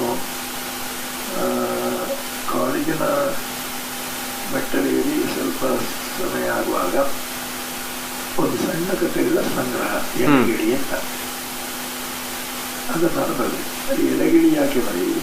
ಗಿಳಿಯ ಹಾಗೆ ಅದು ಸಣ್ಣ ಒಂದು ಸಣ್ಣ ಸ್ವರೂಪದ ಒಂದು ಪಕ್ಷಿ, ಚಂದ ಎಲೆಗಿಳಿ. ಆದ್ದರಿಂದ ನಾನಲ್ಲಿ ಕೇಳಿಕೊಂಡಿದ್ದೇನೆ, ಈ ಎಲೆಗಿಳಿ ಹಾರಾಡಲಿಕ್ಕೆ ಕಲಿತದಷ್ಟೇ ರೆಕ್ಕೆ ಮುರಿದು ಬಿಸಾಡಲಿಕ್ಕೆಲ್ಲ ನೀವು ಭಾವಿಸ್ತೇನೆ ಅಂತ ಹಾಗೆ ವಿನಯಪೂರ್ವಕ ಕೇಳಿದ್ರು. ಅದು ಪ್ರಥಮ ಪುಸ್ತಕ. ಆಮೇಲೆ ವನಮಾಲೆ ಅಂತ ಒಂದು ಇದು ಕವನ ಸಂಗ್ರಹ ಮಾಡಿದೆ. ಆಮೇಲೆ ಅದರೊಂದಿಗೆ ಜಾನಪದ ಕ್ಷೇತ್ರದಲ್ಲಿ ಸ್ವಲ್ಪ ಆಸಕ್ತಿ. ಜಾನಪದ ಕಥೆಗಳನ್ನು ಇಟ್ಟುಕೊಂಡು ತುಳು ಜಾನಪದ ಕಥೆಗಳು ಅಂತ ಸಣ್ಣ ಪುಸ್ತಕ.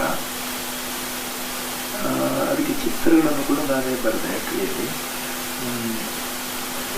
ಕೇಂದ್ರದ ವಿದ್ಯಾಖಾತೆಯ ಒಂದು ಸೂಚನೆ ಪ್ರಕಾರವಾಗಿ ಅದು 4 ಪ್ರತಿ ಮಾಡಿ ಕಳಿಸಬೇಕು.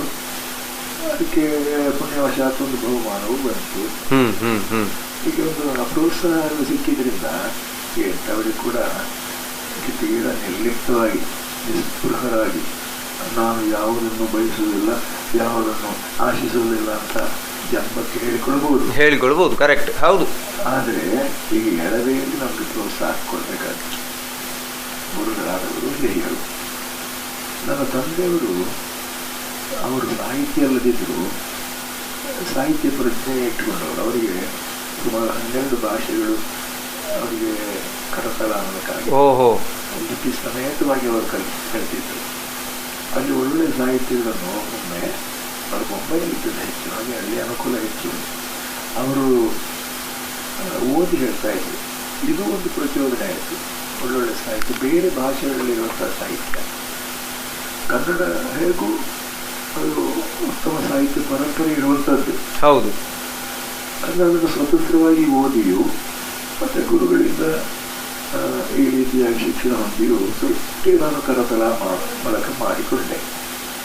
ದೊಡ್ಡ ವಿದ್ವಾಂಸ ನಾನು ಹೇಳುವುದಿಲ್ಲ, ಆದರೆ ವಿದ್ವತ್ ಪರಿಶ್ರಮ ಸ್ವಲ್ಪ ಮಟ್ಟಿಗೆ ಇರುವುದರಿಂದ ಏನೋ ಯಥಾಮತಿ ಒಂದು 80-85 ಪುಸ್ತಕ ನನ್ನಿಂದ ರಚನೆ ಆಯಿತು ಅಂತ ಇಟ್ಟುಕೊಳ್ಳುತ್ತೆ. ಬೇರೆ ಬೇರೆ ವಿಷಯಗಳು ಉಂಟಾಗಲಿ, ಒಂದೇ ವಿಷಯ ಅಲ್ಲ, ಒಂದು 10-18 ಪ್ರಕಾರದ ಭಿನ್ನ ಭಿನ್ನ ಸ್ವರೂಪದ ಪುಸ್ತಕಗಳನ್ನು ಬರೆಯುವ ಒಂದು ಸಾಧ್ಯತೆ ನನ್ನ ಪಾಲಿಗೆ ಬಂತು.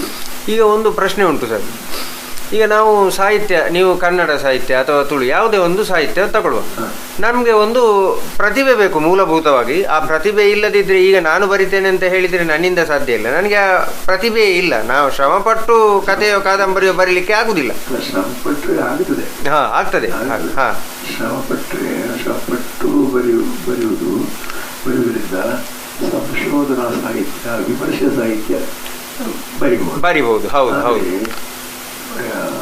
ಸೃಜನಶೀಲ ಸಾಹಿತ್ಯ ಉಂಟಲ್ಲ, ಹೌದು, ಅದೇ ಪದ್ಯ, ಕವನ, ಕವಿತೆ, ಕತೆ, ಕಾದಂಬರಿ, ಇದು ಸ್ವಲ್ಪ ಕಷ್ಟ. ಅದರಷ್ಟು ಸ್ವಾರಸ್ಯ ಬರಲಿಕ್ಕಿಲ್ಲ. ಇಲ್ಲಿ ನೋಡಿ, ಈಗ ನಿಮಗೆ ಒಂದು ವಸ್ತು ಸಿಕ್ಕಿತು. ಯಾವುದೇ ಒಂದು ಸಾಹಿತ್ಯಕ್ಕೆ ವಸ್ತು ನಮಗೆ ಬಹಳ ಇಂಪಾರ್ಟೆಂಟ್. ಅದು ಏನು, ಆ ಪ್ರತಿಭೆ ಇದ್ದವರಿಗೆ ಆ ನೋಡಿದ ಕೂಡಲೇ ಅವರಿಗೆ ಒಂದು ಸ್ಫುರಣ ಆಗ್ತದೆ. ಈಗ ನನ್ನಂಥವನಿಗೆ ಆ ಕುರ್ಚಿ ನೋಡಿದರೆ ನನಗೇನು ಹೊಳಿಲಿಕ್ಕಿಲ್ಲ. ಆದರೆ ನಿಮಗೆ ಆ ಕುರ್ಚಿಯಲ್ಲಿಯೇ ನಿಮಗೆ ಕಥೆ ಹುಟ್ಟಬಹುದು ಅಥವಾ ಕವನ ಹುಟ್ಟಬಹುದು, ಏನು ಬೇಕಾದರೂ ಹುಟ್ಟಬಹುದು. ಈಗ ಒಂದು ವಸ್ತು ನಿಮಗೆ ಸಿಕ್ಕಿತು, ನೀವು ಅದನ್ನು ಸ್ವಯಂವಾಗಿ ನೀವು ಅದನ್ನು ಕಥೆಯನ್ನಾಗಿಯೋ ಕವನವನ್ನಾಗಿಯೋ ನೀಳ್ಗತೆಯನ್ನಾಗಿಯೋ ಅಥವಾ ಕಾದಂಬರಿಯನ್ನಾಗಿಯೋ ಮಾಡುವುದಾ? ಅಂದರೆ ಆ ವಸ್ತುವನ್ನು ನೀವು ಆ ರೀತಿ ಇದನ್ನು ಕಥೆಯೇ ಮಾಡ್ತೇನೆ ಅಂತ ನಿರ್ಧಾರ ಮಾಡಿ ಮಾಡುವುದಾ, ಅಥವಾ ಬರಿತಾ ಹೋದಾಗ ಅದು ಕಥೆಯೋ ನೀಳ್ಗತೆಯೋ ಕಾದಂಬರಿಯಾಗಿ ರೂಪಾಂತರಗೊಳ್ಳುವುದಾ? ಇದರ ಬಗೆ ಹೇಗೆ? ಅದು ನಿಧಾನವಾಗಿ 2-3 ದಿನದಲ್ಲಿ ಇರಬಹುದು. ಆದರೆ ಸಾಮಾನ್ಯವಾಗಿ ಒಂದು ವಿಷಯವನ್ನು ಅದನ್ನು ಅವಲೋಕಿಸಿದಾಗ ಇದರಲ್ಲಿ ಇಂಥದ್ದು ಆಗಬಹುದು ಅಂತ ಅನಿಸ್ತದೆ, ಇಂಥದ್ದನ್ನು ಮಾಡಬಹುದು ಅಂತ ತೋರ ಮಟ್ಟಿಗೆ. ಆಮೇಲೆ ಅದರ ಬಗ್ಗೆ ಸ್ವಲ್ಪ ವಿಚಾರ ಮಾಡಿದಾಗ ಇದೊಂದು ಸಣ್ಣ ಕಥೆಗೆ ಯೋಗ್ಯ ಅಂತ ಕಾಣ್ತದೆ. ಅಲ್ಲ, ಇದು ಒಂದು ವಿಮರ್ಶಾ ಸಾಹಿತ್ಯಕ್ಕೆ ಯೋಗ್ಯವಾದ ವಿಷಯ. ಅಲ್ಲ, ಇನ್ನೂ ವಿಸ್ತಾರವಾದರೆ ಇದನ್ನು ಕಾದಂಬರಿಗೆ ಅಳವಡಿಸಿಕೊಳ್ಳಬಹುದಾದ ವಿಸ್ತಾರವಾದ ಕ್ಷೇತ್ರ. ಈ ರೀತಿ ನಾವು ವಿಭಜಿಸಿಕೊಳ್ಳಲಿಕ್ಕೆ ಸಾಧ್ಯ. ಅಂದರೆ ಸೃಜನಶೀಲವಾಗಿ ಒಂದು ವಸ್ತುವನ್ನು ನೋಡುವುದು ಮಾತ್ರ ಅಲ್ಲದೆ ಅದರ ಬಗ್ಗೆ ಮೊಟ್ಟ ಮೊದಲ ವಿಮರ್ಶೆಯನ್ನು ನಾವೇ ಮಾಡಿಕೊಳ್ಬೇಕು. ಹಾಗಾದರೆ ಮಾಡಬೇಕು, ಚಿಂತನೆ, ಸ್ವಚಿಂತನೆ ಅದು ಮಾಡಲೇಬೇಕು. ಅಂದರೆ ನಾನು ಈಗ ಒಂದು ವಸ್ತುವನ್ನು ನೋಡಿ ಇದು ವಸ್ತು, ಇದನ್ನು ನಾನು ಕತೆ ಬರಿತೇನೆ ಅಂತ ಹೇಳಿ ಬರೆಯುವುದಲ್ಲ, ಅದರ ಸಾಧ್ಯತೆಗಳನ್ನು ನೋಡಬೇಕು. ಇದು ಎಷ್ಟಕ್ಕೆ ಬಂದೀತು, ಇದು ಎಷ್ಟಕ್ಕೆ ಹಿಗ್ಗೀತು, ಅಥವಾ ಎಷ್ಟು ಇದರ ಒಂದು ತೂಕ ಏನು ಅಂತ ನೋಡಿಕೊಂಡು ಆ ತೂಕಕ್ಕೆ ಅನುಗುಣವಾಗಿ ಕವನವೋ ಕಥೆಯೋ ಕಾದಂಬರಿಯೋ ಬರೆಯುವಂಥದ್ದು. ಹಾಗಾದರೆ ಈಗ ತುಳು ಸಾಹಿತ್ಯಕ್ಕೂ ಅಥವಾ ಕನ್ನಡ ಸಾಹಿತ್ಯಕ್ಕೂ ಇರುವ ವ್ಯತ್ಯಾಸ ಎಂಥದ್ದು? ವ್ಯತ್ಯಾಸ ಅಂತಂದ್ರೆ ಈಗ ಇದು ಕರ್ನಾಟಕ. ಹೌದು. ಈ ಕರ್ನಾಟಕದ ಒಳಗೆ ಇರುವಂಥ ತುಳುನಾಡು. ಈ ತುಳುನಾಡು ಹೀಗೆ ಒಳಗೆ ಇದ್ದದ್ರಿಂದ ಕನ್ನಡ ಭಾಷೆಯಷ್ಟು ವಿಕಸಿತಗೊಳ್ಳುವುದಕ್ಕೆ ಅದಕ್ಕೆ ಅವಕಾಶಗಳು ಲಭ್ಯ ಆಗಲಿಲ್ಲ. ಹೌದು. ಆದರೆ ಅದರ ಪಾಡಿಗೆ ಅದು ಒಂದು ಕಾಲದಲ್ಲಿ ಬಹಳ ಪ್ರಬುದ್ಧ ಸಾಹಿತ್ಯ ಅದರಲ್ಲಿ ಇತ್ತು. ಅದು ಮರವಿಗೆ ಸಂದಿತ್ತು. ದಿವಂಗತ ವಿದ್ವಾನ್ ವೆಂಕಟರಾಜ ಗುಂಡಿತ ಪರಿಶ್ರಮದಿಂದ 4-5 ಉದ್ಗ್ರಂಥಗಳು ತುಳುವಿನಲ್ಲಿ ತುಳು ಲಿಪಿಯಲ್ಲೇ ಬರೆದದ್ದು ಅದವರಿಗೆ ದೊರಕಿದ್ರಿಂದ ದೊಡ್ಡ ಒಂದು ಉಪಕಾರ ಆಯಿತು. ತುಳು ಲಿಪಿಯಲ್ಲೇ ಬರೆದದ್ದು, ಲಿಪಿಯಲ್ಲೇ ಬರೆದ ತಾಡವಾರೆ. ಅದು ಅವರು ಬಹಳ ಪರಿಶ್ರಮ ಮಾಡಿ ಅದನ್ನು ಪ್ರಕಾಶಿಸದ್ದು. ಮೊದಲಿಗೆ ತುಳು ಭಾಗವತ ಅಂತ, ಆಮೇಲೆ ಭಾರತ, ಆಮೇಲೆ ದೇವಿ ಮಹಾತ್ಮೆ ಇಂಥದ್ದೆಲ್ಲ ಅದು ತುಳುವಿನಲ್ಲಿ ಆ ಸಾಹಿತ್ಯ ಇತ್ತು ಅಂತ ಅರ್ಥ. ಆದರೆ ಇಲ್ಲಿ ಕನ್ನಡ ಸಾಹಿತ್ಯ ಆಗಲೇ ಪ್ರಬುದ್ಧವಾದ್ದರಿಂದ ಅದರ ಒಟ್ಟಿಗೆ ಪೈಪೋಟಿ ಕೊಡೋದಕ್ಕೆ ತುಳುವರು ತುಳು ಸಾಹಿತ್ಯಗಳು ಹೋಗಲಿಲ್ಲ. ಹೌದು. ಅದರಲ್ಲಿ ಭೇದ ಕಲ್ಪನೆ ಮಾಡಿದ್ದಾರೆ, ಅವರಿಗೆ ಹೋಗುವ ಅಗತ್ಯ ಕಾಣಲಿಲ್ಲ. ಕರೆಕ್ಟ್. ಹೌದು. ಆದರೆ ಈಗ ನಾವು ಯಾವ ಪ್ರದೇಶದಲ್ಲಿದ್ದೇವೆ ಆ ಪ್ರದೇಶದ ಭಾಷೆ ಮತ್ತು ಸಂಸ್ಕೃತಿ ನಮಗೆ ಮುಖ್ಯ ಆಗಬೇಕು. ಈಗ ನಾನು ನನ್ನ ಜನ್ಮತಃ ನನ್ನ ಮನೆ ಮಾತು ಮಲೆಯಾಳದ ಒಂದು ಪ್ರಭೇದ. ಹಾಗೆ ಅಂತ ಅರಣ್ಯಗತ ಪರ್ವತ ಮಾಡಿ ನಾನು ಮಾತಾಡೋದು ವ್ಯವಹರಿಸಿದಲ್ಲ. ಹೌದು. ಇದು ತುಳುನಾಡಾದ್ರಿಂದ ತುಳುವನ್ನು ನಾನು ಆಶ್ರಯಿಸಬೇಕು, ತುಳುವನ್ನು ನಾನು ಕಲಿಯಬೇಕು, ತುಳುವಿನಲ್ಲಿ ಮೌಲಿಕವಾದ ಏನನ್ನು ಮಾಡುವ ಪ್ರಯತ್ನ ಮಾಡಬೇಕು. ಇದು ನನಗೆ ಕಂಡದ್ದು. ಏನನ್ನು ಮಾಡಬಹುದು? ಮಾಡಬೇಕಾದ್ರೆ ಆ ತುಳು ನಮ್ಮ ಸ್ವಾಧೀನಕ್ಕೆ ಬರಬೇಕು. ಹೌದು, ಕರೆಕ್ಟ್. ಬರಬೇಕಾದ್ರೆ ಅಪ್ಪಟ ತುಳು ಅಂದರೆ ಅಲ್ಲಿ ಒಳ್ಳೆ ಗಟ್ಟಿಯಾದ, ಹೌದು, ಪ್ರಬುದ್ಧವಾದಂಥದ್ದು ತುಳು ನಮಗೆ ಎಲ್ಲಿ ಸಿಗ್ತದೆ ಅಂತ ನೋಡಿದಾಗ ಅದಕ್ಕೆ ಈ ದೈವಾರಾಧನೆಯ ಕಳವೇ ಯೋಗ್ಯ ಕಳ ಅಂತ ಕರೀತಾರೆ. ನಾನು ಅದನ್ನು ಸ್ವಲ್ಪ ಭಾರತದ ಪ್ರಪಂಚ ಮತ್ತು ಭಾರತದ ಪ್ರಪಂಚಕ್ಕೆ ಮೂಲವಾದ ದೈವಾರಾಧನೆ ಇದು ಸ್ವಲ್ಪ ನೋಡಿದ್ದೇನೆ ಕೂಡ. ಹಾಗಾಗಿ ಅಲ್ಲಿ ನಮಗೆ ಕೇಳಿಸುವಂಥ ಕಿವಿಗೆ ಕೇಳಿಸುವಂಥ ಆ ಪ್ರಬುದ್ಧವಾದ ತುಳು, ದೈವದ ನುಡಿಗಟ್ಟು, ದೈವಕ್ಕೆ ಪಾರಿವಂತು ಅಂತ ಹೇಳುವಂಥ, ಹೌದು ಹೌದು ಹೇಳುವಂಥದ್ದು, ಮದಿಪು ಹೇಳುವಂಥದ್ದು, ಇದೆಲ್ಲ ಬಹಳ ಒಂದು ಗಟ್ಟಿಯಾದ ತುಳು ಸಾಹಿತ್ಯ. ತುಳುವಿನಲ್ಲಿ ಕಾವ್ಯ ರಚನೆಯನ್ನು ಮಾಡಬೇಕಾದ್ರೆ ಇಂಥ ಸಾಹಿತ್ಯ ಬೇಕು. ಬರೀ ಸಾದಾ ತುಳುವಿನ, ಹೌದು, ನಾವು ವ್ಯವಹಾರದ ತುಳು ಸಾಕಾಗುವುದಿಲ್ಲ. ಅದು ಕತೆ ನಮ್ಮ ಸಾಮಾನ್ಯ ಕತೆಗಿಂತ ಬರೀಲಿಕ್ಕೆ ಸಾಕು. ಕಾವ್ಯ ಬರೀಲಿಕ್ಕೆ ಸಾಧ್ಯ ಇಲ್ಲ. ಹೌದು, ಗತಕಾಲ ಸಂಗತಿಗಳನ್ನು ಬರೆಯುವುದಕ್ಕೆ ಅದು ಸಾಕಾಗುವುದಿಲ್ಲ. ಹಾಗೆ ನಾನು ಸ್ವಲ್ಪ ತುಳುವಿನಲ್ಲಿ ಏನು ಅಂತ ನೋಡಲಿಕ್ಕೆ ಬೇಕಾಗಿ ಆ ಕಾಲದಲ್ಲಿ ನಾನು ಹಳ್ಳಿಗಳ ಸಂಚರಿಸಿ ತುಳು ಪಾರ್ದನ ಬಲ್ಲವರಿಂದ ಹಾಡಿಸಿ ಅದನ್ನು ಧ್ವನಿಮುದ್ರಿಕೆ ಮಾಡಿಕೊಂಡು ಆಮೇಲೆ ಅದನ್ನು ಪುನಃ ಲಿಪಿಬದ್ಧವಾಗಿ ಬರೆದು ಈಗ ಸ್ವಲ್ಪ ಪರಿಶ್ರಮ ಪಟ್ಟದ್ದುಂಟು. ಹಾಗೆ ಪರಿಶ್ರಮ ಪಡದೇ ಇದ್ರೆ ನಮ್ಗೆ ಯಾವುದು ದಕ್ಕುವುದಿಲ್ಲ. ಈಗ ನೋಡಿ, ನನ್ನ ಪ್ರಶ್ನೆ ಏನು ಅಂತಂದ್ರೆ, ಈಗ ನೀವು ಹೇಳಿದಿರಿ ಏನು ತುಳುವಿನ ಲಿಪಿಯಲ್ಲೇ ಬರೆದಂಥದ್ದನ್ನು ಅವರು ಸಂಪಾದನೆ ಮಾಡಿದ್ರು, ಸರಿ. ಆದರೂ ಕೂಡ ನಾವು ಇಂದಿಗೂ ಕೂಡ ತುಳು ಸಾಹಿತ್ಯ ಅಂತ ಹೇಳಿ ಕನ್ನಡ ಲಿಪಿಯನ್ನೇ ಬಳಸ್ತೇವೆ. ಹಾಗಿದ್ದಾಗ ಇದು ನನ್ನ ಒಂದು ಮೂಢ ಪ್ರಶ್ನೆ ಅಂತ ಇಟ್ಟುಕೊಳ್ಳಿ ನೀವು. ಹಾಗಿದ್ದಾಗ ಅದು ತುಳು ಸಾಹಿತ್ಯ ಹೇಗಾಗ್ತದೆ? ಕನ್ನಡ ಸಾಹಿತ್ಯ ಆಗಬೇಕಲ್ಲ. ಈಗ ನಾವು ಉಪಯೋಗ ಮಾಡುವ ಲಿಪಿ ಕನ್ನಡ, ನಾವು ಬಳಸುವ ಭಾಷೆ ತುಳುವೇ ಇರಲಿ, ಅದು ಆ ಪ್ರಭೇದ ಹೇಗೆ ಆಗ್ತದೆ? ಅದರ ಬಗ್ಗೆ ನನಗೆ ಸ್ವಲ್ಪ ವ್ಯಾವಹಾರಿಕ ಸೌಕರ್ಯ ಅಷ್ಟೇ. ಇಲ್ಲಿ ಕನ್ನಡ ಲಿಪಿ ಪ್ರಚುರವಾಗಿ ಇರುವುದರಿಂದ ಇಲ್ಲಿ ಮತ್ತೊಂದು ಲಿಪಿ ಅದು ನಮ್ಮದೇ ಆದರೂ ತುಳುದೇ ಆದರೂ ಕೂಡ ಅದು ಇನ್ನೊಂದು ಹೊರೆ ಆಗ್ತದೆ ಕಲಿಯುವವರಿಗೆ, ಮತ್ತೊಂದು ಹೊರೆ. ಅದರಿಂದ ಅದು ಅಗತ್ಯ ಇಲ್ಲ, ಅನಿವಾರ್ಯ ಅಲ್ಲ. ಹೌದು, ಈಗ ಅದನ್ನು ಕಲಿತವರಿದ್ದಾರೆ ತುಳು ಲಿಪಿಯನ್ನು. ಅಂದ್ರೆ ಅವರು ಆಸಕ್ತಿಯಿಂದ ನನಗೆ ಬೇಕು ಇದು ಅಂತ ಹೇಳಿದ್ರೆ ಕಲಿಬಹುದು. ಕಲಿಬಹುದು. ಈಗ ಆ ರೀತಿ ಅದನ್ನು ವಿಶೇಷ ಕಲಿತಿದ್ದಾರೆ ನನಗೆ ಗೊತ್ತಿಲ್ಲ. ಆದರೆ ಈಗ ಪೇಜಾವರ ಸ್ವಾಮಿ ಅಂತ ಸ್ವಾಮಿಗಳೆಲ್ಲ ಇವತ್ತು ಕೂಡ ಸಹಿ ಮಾಡುವಂಥದ್ದು ಆ ತುಳು ಲಿಪಿಯಲ್ಲಿ. ಅದರಿಂದ ಅದನ್ನು ಆ ರೀತಿ ಉಳಿಸಿಕೊಂಡಿದ್ದಾರೆ. ಆದರೆ ತುಳುವಿನ ಅಕ್ಷರಮಾಲೆ ಅವರಿಗೆ ಗೊತ್ತುಂಟು ಅಂತ ಅಂದಾಜಿಲ್ಲ. ಹೌದು, ಸರಿ. ಅಂದ್ರೆ ಕೊನೆ ಪಕ್ಷ ಸಹಿ ಮಾಡುವ ಮುಖಾಂತರವಾದ್ರೂ ಆ ಭಾಷೆಯ ಮೇಲಿನ ಒಂದು ಪ್ರೀತಿಯನ್ನು ಅಷ್ಟೇ ಮಟ್ಟಿಗಾದ್ರೂ ನಾವು ಉಳಿಸಿಕೊಳ್ಳುವ ಎನ್ನುವಂತ ಹಂಬಲ. ಹೌದು, ತುಳು ಭಾಷೆ ಉಂಟಲ್ಲ, ಇದು ಬಹಳ ಪ್ರಬುದ್ಧವಾದ ಭಾಷೆ. ಈಗ ನಾವು ಹೇಳುವುದಲ್ಲ, ಈಗ ನಮ್ಮ ತುಳುವಿನ ಪ್ರಬುದ್ಧತೆಯ ಬಗ್ಗೆ ಕಾರ್ಡ್ವೆಲ್ ಹೌದು, ಹೆಸರು ಕೇಳಿದ್ದೇನೆ. ಕಳೆದ ಶತಮಾನದಲ್ಲಿದ್ದ ಮಹಾನ್ ವಿದ್ವಾಂಸ, ಅವ ನಮ್ಮ ದ್ರಾವಿಡ ಭಾಷೆಗಳ ವಿಶೇಷ ತಜ್ಞನಾಗಿದ್ದ, ಅಧ್ಯಯನ ಮಾಡಿದ್ದ. ಆತ ಹೇಳಿದಂಥ ಒಂದು ಅಭಿಪ್ರಾಯ ಪ್ರಕಾರ ತುಳು ಒಂದು ಅತ್ಯಂತ ಪ್ರಬುದ್ಧವಾದ ಭಾಷೆ. ಆದ್ರಿಂದ ಈಗ ಅವ ಯಾವ ದಾಕ್ಷಿಣ್ಯದಲ್ಲಿ ಮತ್ತೊಂದು ಇದರಲ್ಲಿ ಹೇಳಿದ್ದಲ್ಲ, ಯಾಕಂದ್ರೆ ಅವನಿಗೆ ಈ ನೆಲದವನೇ ಅಲ್ಲ, ಅವನು ಅಲ್ಲ. ಅದರಿಂದ ಆ ಒಂದು ಇದು ವಿಶೇಷ ಅಭಿಪ್ರಾಯ ಅದು. ಹಾಗಾಗಿ ಪಾಠದ ಪ್ರಪಂಚ ಎನ್ನುವುದೇ ಒಂದು ದೊಡ್ಡ ವಾಂಗ್ಮಯ ಪ್ರಪಂಚ. ಅದು ಒಳ್ಳೆ ಅಧ್ಯಯನದ ವಿಷಯ. ಅದು ನಾನು ಹೆಚ್ಚು ಅಧ್ಯಯನ ಮಾಡಿದ್ರು ಒಂದು ಮಿತಿಯಲ್ಲಿ ಸ್ವಲ್ಪ ನಮಗೆ ತಿಳ್ಕೊಳ್ಳೋ ಪ್ರಯತ್ನ ಮಾಡಿದ್ದೇನೆ. ಸರಿ. ಆಮೇಲೆ ನೋಡಿ ಸರ್, ಈ ಕನ್ನಡ ಸಾಹಿತ್ಯದಲ್ಲಿ ನಾವು ತಗೊಂಡ್ರೆ ಈಗ ಏನು ದಲಿತ ಸಾಹಿತ್ಯ, ಬಂಡಾಯ ಸಾಹಿತ್ಯ, ಮತ್ತೊಂದು ಇನ್ನೊಂದು ಅಂತ ಹೇಳಿ ಬಹಳಷ್ಟು ಉಂಟು. ಈ ವ್ಯತ್ಯಾಸ ಪ್ರಭೇದಗಳೇನಿದೆ ಇದು ನಾವು ಮಾಡಿಕೊಂಡಿದ್ದ ಅಥವಾ ಆ ಕೃತಿಗಳಿಂದ ಆ ರೀತಿ ಹೆಸರು ಬಂದದ್ದು, ಅದು ಏನು ಕಾರಣ? ಅದಕ್ಕೆ ಯಾಕೆ ಅದು ಆ ರೀತಿಯ ಪ್ರಭೇದ ಯಾಕೆ? ಅದು ಕಾಲಾನುಗತಿಯಲ್ಲಿ ಕೆಲವೊಂದು ಚಳವಳಿಗಳ ರೀತಿ, ಆಂದೋಲನ ರೀತಿಯಿಂದ ಗ್ರಂಥ ವಿಷಯಗಳು. ಅದರಿಂದ ಅದು ಆ ರೀತಿ ವಿಂಗಡಣೆ ಒಂದು ರೀತಿಯ ಅಗತ್ಯ ಇಲ್ಲ. ಹೌದು, ಕರೆಕ್ಟ್.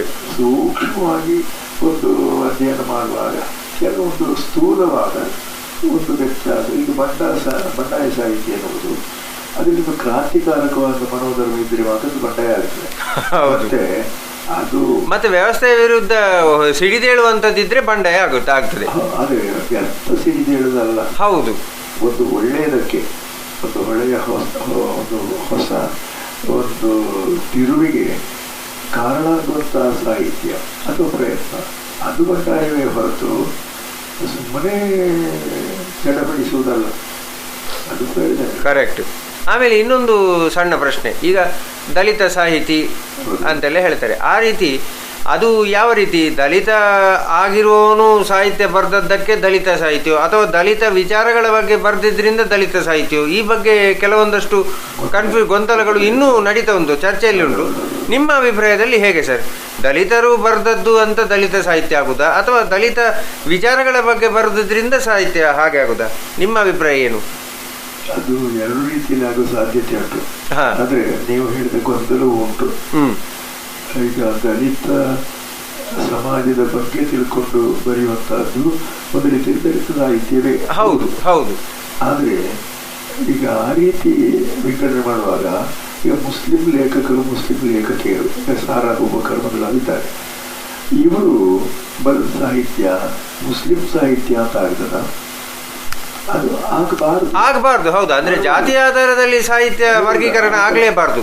ಯಾರ್ಯಾರು ಯಾವ್ಯಾವ ಜಾತಿಯೋ ಅವರ ಜಾತಿಗೆ ಸಂಬಂಧಪಟ್ಟು ಅದು ಆಗಬೇಕಾಗ್ತದೆ. ಅದಿಲ್ಲ, ಅದು ಮಾಡಬಾರ್ದು. ಹಾಗಾಗಿ ಯಾವುದೇ ಬಣ್ಣ, ಯಾವುದೇ ಒಂದು ಕಾಲಗತಿಯಲ್ಲಿ ಆಗುವಂಥ ಸಾಂಸ್ಕೃತಿಕ ಭೇದಗಳು, ಸಾಮಾಜಿಕ ತಲ್ಲಣಗಳು, ಪಲ್ಲಟಗಳು ಇದೆಲ್ಲ ಸ್ವಾಭಾವಿಕ. ಅದರಿಂದ ಸಾಹಿತ್ಯ ನಾನು ಆಗ ಹೇಳಿದ ಹಾಗೆ ಅದು ಅಖಂಡ ವಾಂಗ್ಮಯ, ಅದರಲ್ಲಿ ಪರಿಭೇದಗಳು ಉಂಟು. ಹೌದು ಹೌದು ಉಂಟು. ಅದು ಸೂಕ್ಷ್ಮದಲ್ಲಿ, ಸ್ಥೂಲವಾಗಿ ಇಲ್ಲ.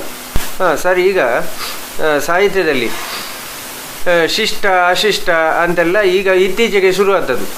ಅದರ ಬಗ್ಗೆ ನಿಮ್ಮ ಅಭಿಪ್ರಾಯ ಏನು? ಅದು ಬೇಕಾ, ವರ್ಗೀಕರಣ ಬೇಕಾ, ಅಥವಾ ಯಾಕೆ, ಅದರ ಉದ್ದೇಶ ಎಂಥದ್ದು, ಆ ರೀತಿ ಮಾಡಿದರ ಉದ್ದೇಶ ಎಂಥದ್ದು? ಅಲ್ಲ, ನಿಜವಾಗಿ ಅಗತ್ಯ ಇಲ್ಲ. ಆದರೆ ಸಮಾಜದಲ್ಲಿ ಅದು ಒಂದು ರೂಪದಲ್ಲಿ ಉಂಟಲ್ಲ. ಈಗ ಕೆಲವರನ್ನು ವರ್ಗೀಕರಿಸಿ ಅವರು ಶಿಷ್ಟರು ಅಂತ ಹೇಳುವಂಥದ್ದು, ಅದು ಸ್ವಲ್ಪ ಸುಸಂಸ್ಕೃತರು ಎಂಬ ಅರ್ಥದಲ್ಲಿ ಹೌದು, ಧ್ವನಿಯಲ್ಲಿ. ಉಳಿದವರನ್ನ ಅಶಿಷ್ಟರು ಅಂತ ಹೇಳುವಂಥ, ಅಷ್ಟು ಸಂಸ್ಕಾರ ಇದ್ದವರಲ್ಲ, ಸ್ವಲ್ಪ ಜನಪದ ರೀತಿಯಲ್ಲಿ ಇರುವವರು ಅಂತ. ಆ ರೀತಿ ವಿಭಜನೆ ಉಂಟೇ ಹೊರತು ಅದು ನಾವು ಪಾಲನೀಯವಾಗಿ ಅದನ್ನು ಇಟ್ಕೊಳ್ಬೇಕು ಅಂತೇನಿಲ್ಲ. ಹೌದು ಹೌದು.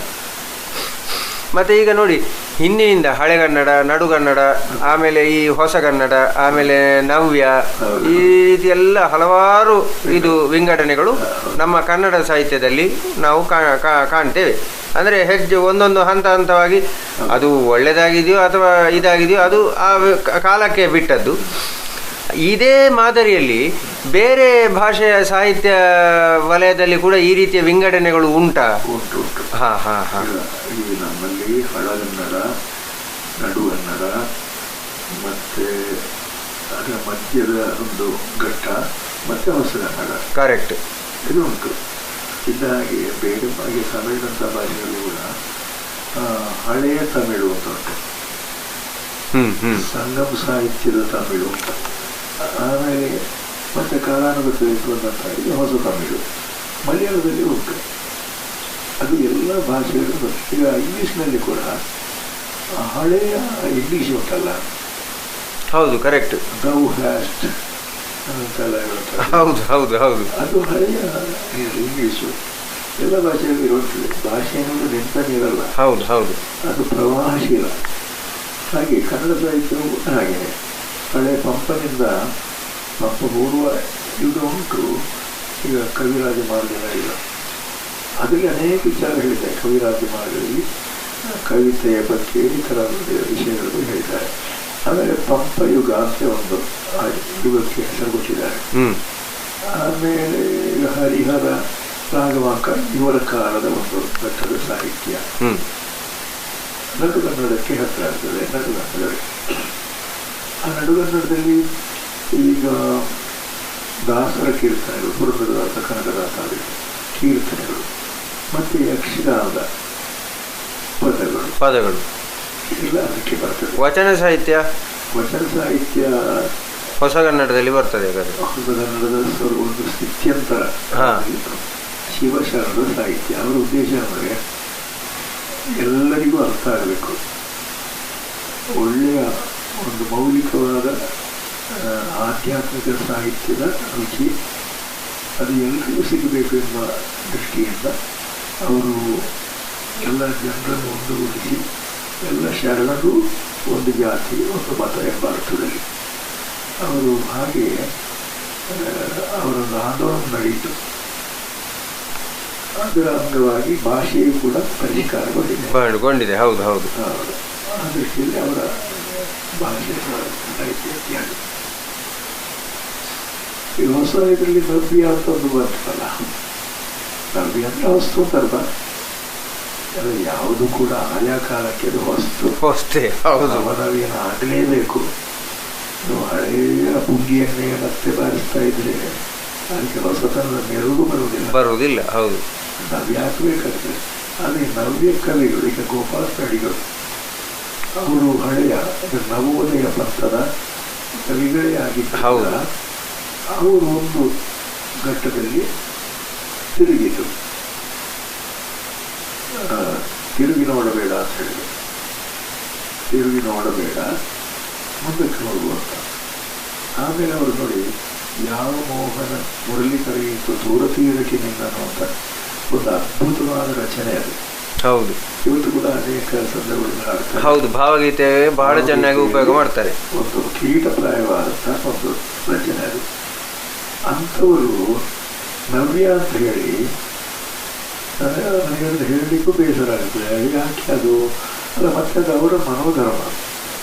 ಈಗ ಒಂದು ಚೂರು ನವ್ಯದ ನಾನು, ಇವಳ ಹೊಟ್ಟೆ ಚರಂಡಿಗಾರು ಕುಕ್ಕಿದ ರಯ್ಯ ಕಳ್ಳ ಬಸುಲಿನ ಆವ ಜಾಣರಂತೆ. ಇದೊಂದು ಅವ್ರದೇ ಕವನ. ಅಂತ ಅದ್ಭುತ ಕವನ ಬರೆದವರು. ಆಮೇಲೆ ಕಟ್ಟುಳು ನಾವು ಹೊಸ ನಾಡೊಂದನು ರಸದ ಬೀಡೊಂದನು ಅಂತ ಹೇಳಿದಂಥವರು ಈಗ ಹೇಳ್ತಾರೆ. ಅಷ್ಟು ಮಾತ್ರ ಅಲ್ಲ, ನಾನು ಬ್ರಾಹ್ಮಣ, ನಾನು ಹಿಂದೂ, ಹೀಗೂ ಹೇಳ್ತಾರೆ. ಇದನ್ನೆಲ್ಲ ಕೇಳುವಾಗ ಅಂಥ ಒಬ್ಬ ವಿಶೇಷ ಪ್ರತಿಭಾವಂತ ಸಾಹಿತ್ಯ ಮುಖದಿಂದ ಹೌದು ಈ ಥರದ ಮಾತುಗಳು ಬಂದಾಗ ನಮಗೆ ಒಂದು ಬೆಕ್ಕಸಾಗ್ತದೆ, ಬೆರಗಾಗ್ತದೆ.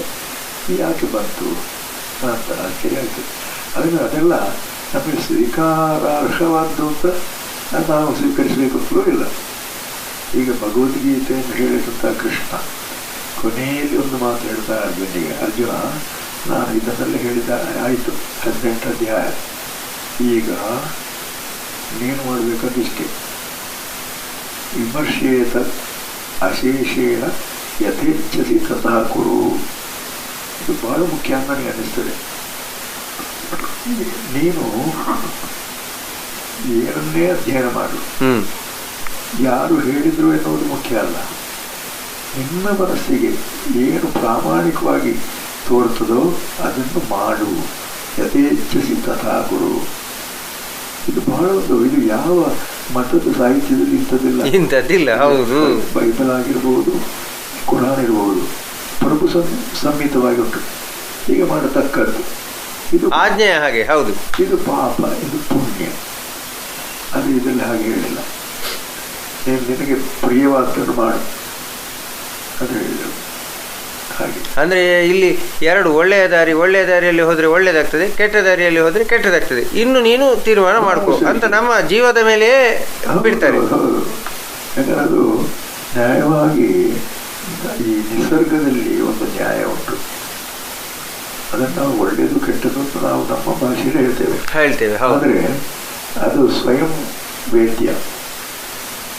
ನಾವು ಈಗ ಕನ್ನಡಿ ಮುಂದೆ ನಿಂತು ಮುಖವನ್ನು ಕಿವುಚಿದ್ರೆ, ವಿಕಾರ ಮಾಡಿದರೆ ಅದು ಅದನ್ನೇ ತೋರಿಸ್ತದೆ. ಹೌದು, ಪ್ರಸನ್ನ ಮುಖ ಮುದ್ರೆ ತೋರಿಸಿದರೆ ಅದು ಪ್ರಸನ್ನವಾಗುತ್ತದೆ. ಇಷ್ಟೇ ಪ್ರಪಂಚದಲ್ಲಿ. ಅಂದ್ರೆ ನೀವು ಗೋಪಾಲಕೃಷ್ಣ ಅಡಿಗರ ಇದನ್ನು ಅಂದ್ರೆ ನಾವು ತೆಗೆದುಕೊಳ್ಬೇಕು ಅಂತಿಲ್ಲ, ಅವರಿಗೆ ಅದು ಖಂಡಿತ ಹಾಗೆ ಕರೆಕ್ಟ್. ನಡೆದು ಬಂದ ದಾರಿಗಳಿಗೆ ತಿರುಗಿಸಬೇಡ, ಕಣ್ಣ ಹೊರಳಿಸಬೇಡ ಅಂತ. ಅದು ಸರಿಯೋ ಅಂತ ನಾನು ಕೇಳಬೇಕಾಗಿದೆ. ಯಾಕಂದರೆ ಈಗ ಹಿಂದಿದ್ದನ್ನು ನಾವು ಸ್ಮರಣೆ ಮಾಡದಿದ್ದರೆ, ಅಧ್ಯಯನ ಮಾಡದಿದ್ದರೆ, ಬರೀ ಇಂದಿನ ಮಟ್ಟಿಗೆ ನಮಗೆ ಏನು ಕಾಣ್ತದೋ ಅದನ್ನು ಮಾತ್ರ ನಾವು ಸ್ವೀಕರಿಸಿದರೆ ಅದು ನಮ್ಮ ಮಿತಿ ಆಗ್ತದೆ. ಹೌದು, ಅದು ನನಗೆ ಎಷ್ಟು ಏನು ಪದವಾಗಿ ಕಾಣಲಿಲ್ಲಪ್ಪ. ಇನ್ನು ನಾವು ಜಾನಪದದತ್ತ ಮುಖ ಮಾಡಿದರೆ, ಈ ಜಾನಪದ ಕ್ಷೇತ್ರದ ಬಗ್ಗೆ ನಿಮಗೆ ಒಲವು ಮೂಡಲಿಕ್ಕೆ ಅದರಲ್ಲಿ ಏನಾದರೂ ಸ್ವಲ್ಪ ಕೆಲಸ ಮಾಡಬೇಕು ಅಂತ ಕಂಡಿದ್ದು, ಮತ್ತು ಜಾನಪದ ಸಂಬಂಧಿ ಕೆಲವು ಸಾಹಿತ್ಯ ರಚನೆಗಳು, ಇದಕ್ಕೆಲ್ಲ ಪ್ರೇರಣೆ, ಇದಕ್ಕೆಲ್ಲ ಯಾವ ರೀತಿಯಲ್ಲಿ ನಿಮಗೆ ಇದು ಏನು ಪ್ರೇರಕ ಆಯಿತು? ಹೇಗೆ ಜಾನಪದ ಕ್ಷೇತ್ರ ನಿಮ್ಮನ್ನು ಆಕರ್ಷಿಸಿತು? ಅದಕ್ಕೆ ಒಂದು ಕಾರಣ ಜಾನಪದ ಪಾಠಗಳು. ಇದನ್ನು ಹೇಳಲಿಲ್ಲ ಸ್ವಲ್ಪ ಲಕ್ಷ್ಯ ಇಟ್ಟು ಕೇಳಿದ್ದೆ. ಮತ್ತೆ ನಿದ್ದೆಗೆಟ್ಟು ಎಷ್ಟೋ ಕೋಲ ನೇಮ ಇತ್ಯಾದಿಗಳು ನೋಡೋದ್ರಿಂದ ಅದು ಸ್ವಲ್ಪ ರುಚಿ ಹತ್ತಿತ್ತು. ಕಷ್ಟಪಡದೆ ಯಾವುದು ಕೂಡ ಯಾವುದು ಸಿಗುದಿಲ್ಲ. ಹೌದು ಹೌದು ಹೌದು. ಮತ್ತೆ ಮಲಯಾಳದಲ್ಲಿ ಹಿಂದೆ, ಈಗ ಇಲ್ಲವೇ ಇಲ್ಲ ಅದು. ಮಲಯಾಳ ಜಾನಪದ ಹಾಡುಗಳು. ಈಗ ತಚ್ಚುಳ್ಳಿ ಒದೇನನ್ ಎಂಬ ಒಬ್ಬ ಸಾಂಸ್ಕೃತಿಕ ವೀರ ಇದ್ದ, ಜಾರಿತೇಕ ಪುರುಷ, ಬಡಗರೆ ಆ ಆಸುಪಾಸಿನಲ್ಲಿ ಇದ್ದವನು. ತಚ್ಚುಳ್ಳಿ ಒದೇನನ್, ಆಮೇಲೆ ಉಣ್ಣಿಯಾರ್ಚ, ತಚ್ಚುಳ್ಳಿ ಚಂದು, ಕೋಮಪ್ಪ, ಇವರ ಕಥೆಗಳನ್ನೆಲ್ಲ ನನ್ನ ತಾಯಿ, ನನ್ನ ದೊಡ್ಡಮ್ಮನೆಲ್ಲ ಜಾನಪದ ರಾಗವಾಗಿ ಹಾಡ್ತಾ ಇದ್ರು. ಅದಕ್ಕೊಂದು ವಿಶಿಷ್ಟ ಶೈಲಿ ಉಂಟು. ಅದನ್ನು ರಾತ್ರಿ ಸಾಮಾನ್ಯವಾಗಿ ವಿಶ್ರಾಂತಿಯ ವೇಳೆಯಲ್ಲಿ ತುಂಬ ಹೊತ್ತಿನವರಿಗೆ ಹಾಡ್ತಾ ಇದ್ರು. ಸುದೀರ್ಘವಾದ ಕಥನ ಹಾಡುಗಳು. ಈಗ ಅದು ಇಲ್ಲವೇ ಇಲ್ಲ. ಇದು ದೊಡ್ಡ ನಷ್ಟ ಅದು. ಆವಾಗ ಅದರಲ್ಲಿ ಕೆಲವನ್ನು ನಾನು ಸಂಗ್ರಹಿಸುವ ಪ್ರಯತ್ನವನ್ನು ಮಾಡಿದೆ. ಮತ್ತೆ ವಿಶೇಷವಾಗಿ ತಚ್ಚುಳ್ಳಿ ಒದೇನನ್, ಅವನ ಬಗ್ಗೆ ಕುತೂಹಲ ಕೆರಳಿ ಅವನ ಊರಿಗೆ ಹೋದೆ.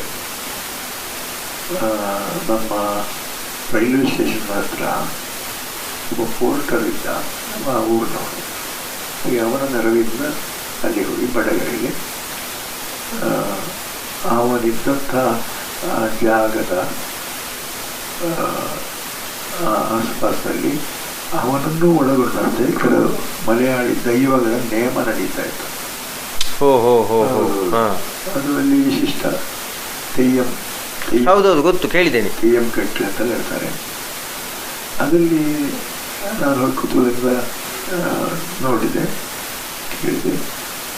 ಅಲ್ಲಿ ನಾನೊಂದು ಕಂಡಂಥ ವಿಚಿತ್ರವಾದ ಒಂದು ಸನ್ನಿವೇಶ ಅಂದರೆ, ಒಂದು ಕೋಲದ ದೃಶ್ಯ. ಅಲ್ಲಿ ಒಬ್ಬರು ವೃದ್ಧೆ ಆದವಳು ಹೆಂಗಸು ಪ್ರಸಾದಕ್ಕೆ ಬಂದು ನಿಂತಿದ್ದಾರೆ. ಕೋಲ ಕಟ್ಟಿದ ವ್ಯಕ್ತಿಯಲ್ಲ, ಕೋಲ ಅವ ಯಾವ ದೈವಕ್ಕೆ ಕಟ್ಟಿದ್ದಾನೋ ಆ ದೈವ ಇತ್ತೀಚೆಗೆ ದೈವವಾದದ್ದು. ಈ ಸ್ತ್ರೀ ವ್ಯಕ್ತಿಯ ಗಂಡ ಗಂಡ. ಅದರಿಂದ ಅವರ ಎದುರಲ್ಲಿ ಇವಳು ಸೆರಗೊಂಡು ನಿಂತಿದ್ದಾರೆ ಪ್ರಸಾದಕ್ಕೆ. ಅಲ್ಲಿ ಇಂಥ ಈ ಜಾನಪದ ಪ್ರಪಂಚಕ್ಕೆ ಪ್ರವೇಶ ಮಾಡಿದರೆ ಇಂಥ ವಿಚಿತ್ರಗಳೆಲ್ಲ ನಮಗೆ ಕಾಣಲಿಕ್ಕೆ ಸಿಗ್ತದೆ. ಈಗ ನೋಡಿ, ಬಹಳ ವರ್ಷ ಆಗಲಿಲ್ಲ ಅದಕ್ಕೆ. ಒಂದು ಹೆಣ್ಣು ದೈವ ಮಧುಮಾಳು ಭೂತ ಅಂತ ಹೇಳ್ತಾರೆ. ಈ ಮಧುಮಾಳು ಭೂತ ಎಂಬುದು 2-3 ಬೇರೆ ಬೇರೆ. ಹೌದೌದು, ಬೇರೆ ಬೇರೆ ಉಂಟು. ಹೌದು ಉಂಟು. ಅಲ್ಲಿ ಒಂದು ಅದು ಹೆಜ್ಜೆಯನ್ನು ಉಂಟಲ್ಲ, ಹೌದು, ಆ ಜೇನು ಕಚ್ಚಿ, ಈಗ ಒಂದು 7-8 ಜೇನು ಕಚ್ಚಿದ್ರೆ, ಹೆಜ್ಜೆಯನ್ನು ಕಚ್ಚಿದ್ರೆ ಅದು ಪ್ರಾಣಾಂತಿಕವೇ. ಹೌದು ಹೌದು. ಅದರಲ್ಲಿ ತೀರಿ ಹೋದವರು ಅವಳದು ನೇಮಕ್ಕೆ ಆ ವಿಷಯ ಗೊತ್ತಾಯ್ತು. ಅಂದ್ರೆ ಇದು ಹಾಗಾದ್ರೆ ಒಂದು ಗೋಜಲ್ ಆಯ್ತಲ್ಲ. ಅಂದ್ರೆ ಹೆಜ್ಜೆನು ಕಚ್ಚಿ ತೀರಿ ಹೋದ್ರೆ, ಅಥವಾ ಇನ್ನೊಂದು ಯಾವುದೋ ಬಗೆಯಲ್ಲಿ ತೀರಿ ಹೋದ್ರೆ, ಮತ್ತೊಂದು ಯಾವುದೋ ಬಗೆಯಲ್ಲಿ ತೀರಿ ಹೋದ್ರೆ ಅದು ದೈವಗಳಾಗುದಂದ್ರೆ ಎಂತದ್ದು, ಹೇಗೆ ಅದು? ಅದೇ ಒಂದು ವಿಚಿತ್ರ. ಅಂದ್ರೆ ದುರಂತ ಗಳಿಂದ ಸತ್ತವರೇ ದೈವಗಳಾದ ಹೆಚ್ಚಿಗೆ. ದೈವಗಳು ನೀವು ಯಾರನ್ನು ಬೇಕಾದ್ರೆ ತಗೊಳ್ಳಿ. ಹೌದು, ಅದೌದು. ಕೋಟಿ ಚೆನ್ನೈಯರು ಕೂಡ ಹಾಗೆ, ಅದು ಒಂದು ದುರಂತ ಮರಣವೇ. ಹೌದು. ಆದರೆ ಅಲ್ಲಿ ಒಂದು ಕಾಸು ಅಂತ ಇತ್ತು, ಒಂದು ಉದ್ದೇಶಕ್ಕೆ ಅವರು ಹೋರಾಟ ಮಾಡಿ ಇದು ಮಾಡಿದ್ದು ಅಂತ. ಅದೊಂದು ಸಾಮಾಜಿಕ ಪರಿವರ್ತನೆಯ ಒಂದು ಇದನ್ನು ಕೊಡ್ತದೆ. ಅದರಿಂದಾಗಿ ಅವರು ಪೂಜಾರ್ಹ ಆದ್ರು ಅಂತ ನಾವು ಸಮಾಧಾನ ಪಟ್ಟುಕೊಳ್ಬಹುದು. ಹೌದು. ಈಗ ಸತ್ಯನಾರಾಯಣಪುರದ ಸಿರಿ ಇದ್ದಾಳೆ, ದೊಡ್ಡ ಸಿರಿ ಇದ್ದಾಳೆ, ಅವಳ ಮಗಳು, ಆಮೇಲೆ ಅವಳ ಮೊಮ್ಮಕ್ಕಳು, ಒಬ್ಬ ಗದಾರಗ ಅಂತ. ಇಡೀ ಒಂದು ದೊಡ್ಡ ಒಂದು ಜಾನಪದ ಕಥಾ ಪ್ರಪಂಚ ಅದು. ಅದನ್ನು ಯಕ್ಷಗಾನವಾಗಿ ಮಾಡಿದವರಿದ್ದಾರೆ. ನಾನೊಂದು ರೂಪಕವಾಗಿ ಬರೆದಿದ್ದೇನೆ. ಅದು ಒಂದು ಈಗ ಕೋಟಿ ಚೆನ್ನೈದು ಒಂದು ಈ ಇವ್ರದ್ದು ಸತ್ಯನಾರಾಯಣ ಸಿರಿದ್ದು ಮತ್ತೊಂದು ಸುದೀರ್ಘವಾದ ಕಥಾನಕಗಳು. ಆಮೇಲೆ ಕೋಟದ ಭೂತೊಬ್ಬ ಇದ್ದಂತೆ. ಹೌದು, ಕೋಟೆದ ಬೊಬ್ಬು ಅಂತ ಹೇಳ್ತಾರೆ. ಅವ ಮಹಾ ವಿದ್ಯಾಚತುರ. ಈ ಕೋಟೆ ಕಟ್ಟುವುದರಲ್ಲಿ ಅವನು ಚತುರ, ಕೋಟೆದ ಬಬ್ಬು, ಮತ್ತೆ ಅವ ಅದ್ಭುತ ಶಿಲ್ಪಿ, ಅವ ಮಂತ್ರವಾದಿ. ಆದರೆ ಸಹಜವಾಗಿ ಅವನ ಮೇಲೆ ಉಳಿದವರು ಮತ್ಸರಕಾರರಿಗೆ ಪ್ರಾರಂಭ ಮಾಡಿತ್ತು ಅಂತ ಗೊತ್ತಾಗುತ್ತೆ. ಆಗಲೇ ಅವನನ್ನು ದೊಡ್ಡ ಬಾವಿಗೆ ಇಳಿಸಿ ಅವನು ಸಮಾಧಿ ಮಾಡೋ ಪ್ರಯತ್ನ ಮಾಡಿದರು. ಅವ ಅಲ್ಲಿ ಸಾಯಲಿಲ್ಲ. ಅಲ್ಲಿ ಒಬ್ಬಳು ಸ್ತ್ರೀ, ಆಮೇಲೆ ಅವಳು ದೇವತೆ ಆಗ್ತದೆ, ತನ್ನಿಮಾನಿಗ ಅಂತ. ಹೌದು, ತನ್ನಿಮಾನಿಗ, ಅದೇ ಕೋರ್ದಬ್ಬು ತನ್ನಿಮಾನಿಗ ಅಂತ. ಹೌದು, ಆ ತನ್ನಿಮಾನಿಗ ನೋಡು ಬೇರೆ ಸಮಾಜ. ಈಗ ಒಬ್ಬ ಮುಂಡಾಲ ಮತ್ತೊಂದು ಮೇಳ, ಈ ಎರಡು ಆಗಿರೋರು. ಆದರೆ ಅವರು ಕ್ರಮೇಣ ಅವಳು ತನ್ನಿಮಾನಿಗ ಈ ಕಲ್ಲು ಚಪ್ಪಡಿ ಹಾಸಿದ್ದನ್ನು ಈ ಗೆಜ್ಜೆ ಕತ್ತಿಂದ ಗೀರು ಮಾಡಿ ತೆಗೆದರು ಅಂತ ಕತೆ. ಹೌದು ಹೌದು. ಮತ್ತೆ ಅವನನ್ನು ಬಚಾವ್ ಮಾಡ್ತಾಳೆ. ಅವರು ಬಚಾವ್ ಮಾಡಿದ ಮೇಲೆ ಅವರು ಅಣ್ಣ ತಂಗಿಯರಾಗಿ ಸಂಚಾರ ಮಾಡ್ತಾರೆ, ಕೋಡ್ದಬ್ಬು ತನ್ನಿಮಾನಿಗ. ಆದರೆ ಆ ರೀತಿ ನೀವು ಎಷ್ಟೇ ನಿರ್ಮಲ ಮನಸ್ಸಿಂದ ಹುಟ್ಟಿ ಹೋದರೂ ಕೂಡ ಜನ ಅದಕ್ಕೆ ತಪ್ಪು ಕಲ್ಪನೆ ಮಾಡ್ತಾರೆ. ಹೌದು, ಮಾಡಿಯೇ ಮಾಡ್ತಾರೆ. ಅದು ಸಹಜವಾಗಿ ಅವರಿಗೆ ಬೇಜಾರಾಗಿರ್ಬೋದು. ಆಮೇಲೆ ಅವರು ಒಂದು ರೀತಿಯಲ್ಲಿ ಆತ್ಮಹತ್ಯೆ ಮಾಡಿಕೊಂಡೇ ದೇಹಾಂತರ ಪಡೆದರು ಅಂತ ನಾವು ಊಹಿಸಬಹುದಾಗಿದೆ. ಹೌದು ಹೌದು. ಆದರೆ ಈ ರೀತಿ ಬೇರೆ ಬೇರೆ ಕಾರಣಗಳಿಂದ ತೀರಿಕೊಂಡವರು ದೈವ ಆಗುವುದು ಅಂತ. ಅಂದರೆ ಈ ಸಹಜವಾದ ದೈವಗಳು ಬೇರೆ. ಯಾವುದು ಈಗ ಪಾಂಜುರ್ಲಿ, ಹೌದು ಹೌದು, ಮನುಷ್ಯರಲ್ಲ. ಹೌದು, ಈಗ ಬೇರೆ ಬೇರೆ ಅಂತ ಹೇಳುವಂಥದ್ದು ಪಾಂಜುರ್ಲಿ, ಜುಮಾದಿ, ರಕ್ತೇಶ್ವರಿ, ಜುಮಾದಿ, ಇವೆಲ್ಲ ದೈವ ರೂಪಗಳೇ. ಇದಲ್ಲ ಕಥೆಗಳು, ಅವುಗಳಿಗೂ ಬೇರೆ ಬೇರೆ ಕಥೆಗಳುಂಟು.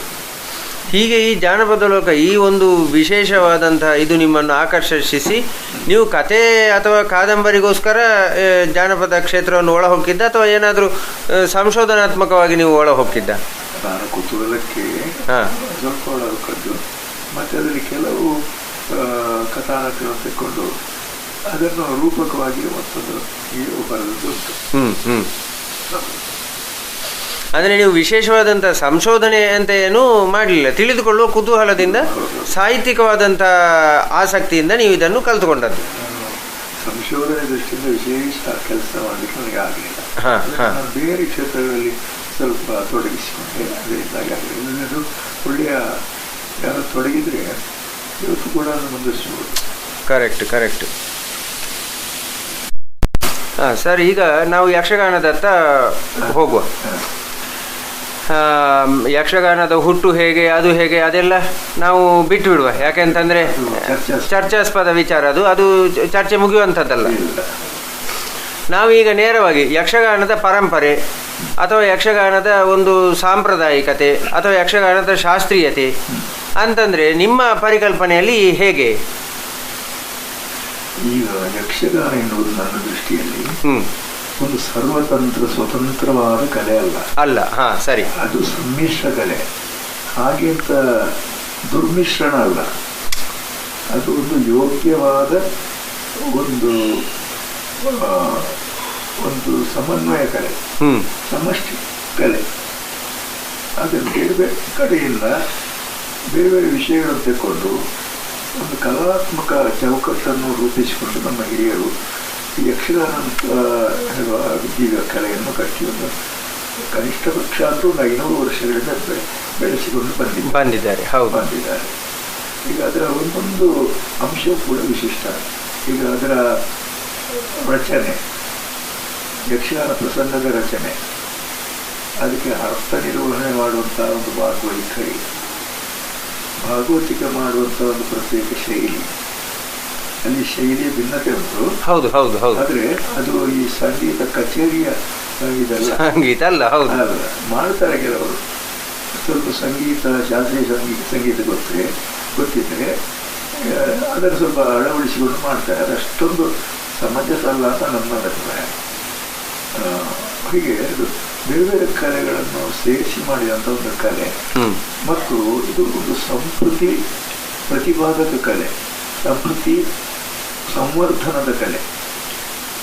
ಸುಮ್ಮನೆ ಒಂದು ಹುಡುಗಾಟಿಕೆಗೆ ಹೊತ್ತು ಹೋಗುವುದಕ್ಕೆ ಇಡೀ ರಾತ್ರಿ ನಮ್ಮ ಹಿರಿಯರು ವೇಷಧಾರಿಗಳು ವೇಷ ಕಟ್ಟಿಕೊಡೋದಲ್ಲ. ಹೌದು, ಅವರು ಪ್ರಾಮಾಣಿಕವಾಗಿ ಆ ಕ್ಷೇತ್ರದಲ್ಲಿ ಕೆಲಸ ಮಾಡಿದ್ದಾರೆ. ಅಂದ್ರೆ ಇದರ ಅರ್ಥ ಹೇಗೆ ಅಂತಂದ್ರೆ ಇದು ಮನೋರಂಜನೆ ಇದರ ಮುಖ್ಯ ಉದ್ದೇಶ ಅಲ್ಲ. ಉದ್ದೇಶ ಅಲ್ಲ, ಮನೋರಂಜನೆಯೂ ಇದೆ. ಯಾವುದೇ ಒಂದು ಕಲೆಯಲ್ಲಿ ಆಂಶಿಕವಾಗಿ ಆದರೂ ಮನೋರಂಜನೆ ಬೇಕೇ ಬೇಕು. ಯಕ್ಷಗಾನದಲ್ಲಿ ಪೂರ್ವರಂಗದಲ್ಲಿ ವಿಶೇಷತಃ ಇಲ್ಲಿ ಕೋಡಂಗಿಗಳು ಬರ್ತಾರೆ, ಅಲ್ಲಿ ಸ್ವಲ್ಪ ಹಾಸ್ಯ ಉಂಟು. ಕೋಡಂಗಿಗಳು ಮತ್ತು ಭಾಗವತರು ಸಂವಾದನೆ ಸಂವಾದದಲ್ಲಿ ಉಂಟು. ಆಮೇಲೆ ಅಲ್ಲಿ ಕಟ್ಟು ಹಾಸ್ಯ ಅಂತ ಹಿಂದೆ ಇತ್ತು, ಹೌದು, ಈಗ ಇಲ್ಲ. ಹೌದು, ಆ ಕಟ್ಟು ಹಾಸ್ಯದಲ್ಲಿ ಬೇರೆ ಬೇರೆ ರೀತಿಯ ಹಾಸ್ಯಗಳು ಎಲ್ಲ ಸಾಮಾಜಿಕ ರೀತಿ ಇದ್ದೆಲ್ಲ. ಅಲ್ಲಿ ಮಡಿವಾಳ ಬರ್ತಾನೆ, ಒಬ್ಬ ಮುರುಗು ಬರ್ತಾರೆ, ಹೌದು, ಮಾಪಿಳ್ಳೆ ಬರ್ತಾನೆ, ಆಮೇಲೆ ರಂಗರಂಗಿ ಅಂತ ಗಂಡ ಹೆಂಡತಿ ಬರ್ತಾರೆ, ಅರಿವೆ ಸೊಪ್ಪು ಮಲ್ಲಮ್ಮ ಅಂತ, ಹೀಗೆ ಸಾಮಾಜಿಕ ವೇಷಗಳು ರಂಜಿಸ್ಲಿಕ್ಕೆ ಅಂತ ಬರ್ತಾರೆ. ಆವಾಗ ಇದೆಲ್ಲ ಜಾತೀಯತೆಯನ್ನು ಬೊಟ್ಟು ಮಾಡಿ ತೋರಿಸುವಂಥದ್ದು ಯಾರು ಬೇಜಾರು ಪಟ್ಟದಿಲ್ಲ.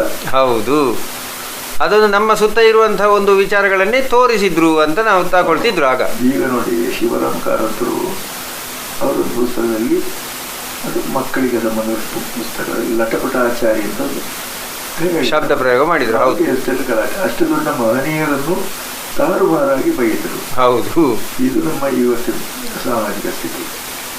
ಇಂಥ ಪುಣ್ಯಕ್ಕೆ ಅದು ಇರಲಿಲ್ಲ. ಅದರಿಂದ ಅಲ್ಲಿ ಕಟ್ಟು ಹಾಸ್ಯಗಳು ಇತ್ಯಾದಿಲ್ಲ. ಹಾಗೆ ಹಾಸ್ಯಗಾರ ಅಂದರೆ ಪ್ರತ್ಯೇಕ ಒಬ್ಬ ಇದ್ದ, ಹೌದು, ರಂಜನೆಗೋಸ್ಕರಾಗಿ. ಹಾಗೆ ಯಕ್ಷಗಾನದಲ್ಲಿ ನಾನು ಒಂದು ಕ್ರೀಡನೀಯಕ, ಸಾರ್ವವರ್ಣಿಕ ಕ್ರೀಡನೀಯಕ ಅಂತ ಕರೆದಿದೆ. ಅದು ನನ್ನ ಶಬ್ದ ಅಲ್ಲ, ಪುರಾತನ ಸಾಹಿತ್ಯ ತಗೊಂಡ ಶಬ್ದ. ಕ್ರೀಡನೀಯಕ ಅಂದರೆ ಕ್ರೀಡೆ ಅಂದರೆ ಆಟ.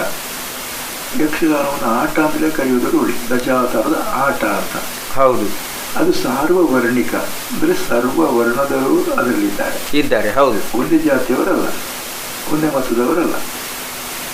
ಈಗ ಯಕ್ಷಗಾನದ ಅವರ ಜೀವನದಲ್ಲಿ ನೋಡಿದರೆ 6 ತಿಂಗಳ ತಿರುಗಾಟದಲ್ಲಿ ಒಂದೇ ಕುಟುಂಬದ ಸದಸ್ಯರ ಹಾಗೆ ಅವರು ಭೇದ ಇಲ್ಲ ನಡ್ಕೊಳ್ತಾ ಇದ್ದರು. ಏನೋ ಸ್ವಲ್ಪ ಕೆಲವರು ವೈಯಕ್ತಿಕ ಇದೆ, ಅದು ಬಿಡಿ, ಎಲ್ಲ ಕಡೆಯಲ್ಲಿರುವಂಥದ್ದು. ಹಾಗೆ ಅವರು ಒಂದೇ ಗಡಿಗೆ ಅನ್ನವನ್ನು ಉಂಡು ಒಂದೇ ಕಡೆ ಶಿಬಿರ ಹೋಗಿ ವಾಸ್ತವ್ಯ ಹೋಗಿ ಆಗ ಆಟ ಹೀಗೆಲ್ಲ ಹೀಗೆ ಆಡಿಸ್ತಾ ಇರಲಿಲ್ಲ. ಶ್ರೀಮಂತರ ಮನೆ ಬಾಗಿಲಿಗೆ ಹೋಗಿ ತಾಳೆ ಮುಂದೆ ಹಾಕಿ ಅವರಿಂದ ಪಡಿ ಬಿಡೋದಕ್ಕೆ ಅನುಮತಿಗಳನ್ನು ಮಾಡ್ತಾಯಿದ್ರು. ಹೀಗೆ ಬಹಳ ಕಷ್ಟದಿಂದ ಇದನ್ನು ಈ ಪರಂಪರೆ ಉಳಿಸಿದ್ದು ನಮ್ಮ ಹಿರಿಯರ ಒಂದು. ಯಾಕಂದರೆ ಇದು ಹಣ ಮಾಡುವಂಥ ಕಲೆ ಆಗಿರಲಿಲ್ಲ. ಹೌದಿಲ್ಲ, ಆದರೆ ಅದನ್ನು ಆ ರೀತಿ ಉಳಿಸಿದ್ದಾರೆ. ಅಂದರೆ ಅಷ್ಟು ಕಷ್ಟಪಟ್ಟು ಉಳಿಸಿದ್ದಾರೆ. ಇದನ್ನು ನಾವು ಮರೆಯುವ ಹಾಗಿಲ್ಲ. ಆಮೇಲೆ ಈಗ ಒಂದೊಂದು ಮೇಳಕ್ಕೆ 5-6 ಶಾಖೆಗಳಾಗಿ ಉಂಟು. ಅದರಲ್ಲಿ ಮೌಲಿಕತೆ ಎಷ್ಟು ಉಳಿದಿದೆಯೋ ನನಗೆ ಗೊತ್ತಿಲ್ಲ. ಅಂದ್ರೆ ನೀವು ಯಕ್ಷಗಾನದ ಪರಂಪರೆ ಅಥವಾ ಸಂಪ್ರದಾಯ ಅಂತಂದ್ರೆ ಏನು ಅಂತ ಅಂದ್ರೆ ಬಣ್ಣಗಾರಿಕೆ ಎಲ್ಲಿರ್ಬೋದು? ಬಣ್ಣಗಾರಿಕೆ ನೋಡಿ, ಇದ್ರದ್ದು ಬಣ್ಣಗಾರಿಕೆಗೆ ಒಂದು ಪ್ರತ್ಯೇಕ. ಈಗ ಸೌಮ್ಯ ವೇಷಗಳಿಗೆ ಪೀಠಿಗೆ ವೇಷ ಅಂತ ಬಣ್ಣಗಾರಿಕೆ ಸೌಮ್ಯವಾಗಿ ನಾಮ ಇದೆಲ್ಲ ಮಿತವಾಗಿರ್ತದೆ. ಇದಿರು ವೇಷ ಅಂತ ಇದೆ, ಬಡವತಿನ 2ನೇ ವೇಷ ಅಂತ ಹೇಳ್ತಾರೆ. ಹೌದು, ಇದಿರು ವೇಷಕ್ಕೆ ಸ್ವಲ್ಪ ವರ್ಣರಂಜಿತ ಮುಖ ಚಿತ್ರಿಕೆ ಉಂಟು. ಈಗ ಇಲ್ಲಿ ಕಣ್ಣಿನ ಕೆಳಗೆ ಹೀಗೆ ಬಿಳಿ ಚುಕ್ಕೆಗಳನ್ನು ಹಾಕ್ತಾರೆ, ಇದೆಲ್ಲ ಉಂಟು. ಅದಕ್ಕೆ ಹಾಗೆ ಉಂಟು. ಸ್ತ್ರೀ ವೇಷಕ್ಕೆ ಅದರದ್ದೇ ಆದಂಥ ರೀತಿ ನೀತಿಗಳುಂಟು. ಅದು ಒಟ್ಟು ಈಗ ಆಧುನಿಕವಾದ ಒಂದು ಸ್ತ್ರೀಯ ಮಡಿ ಹೆಚ್ಚಲ್ಲ ಅದು.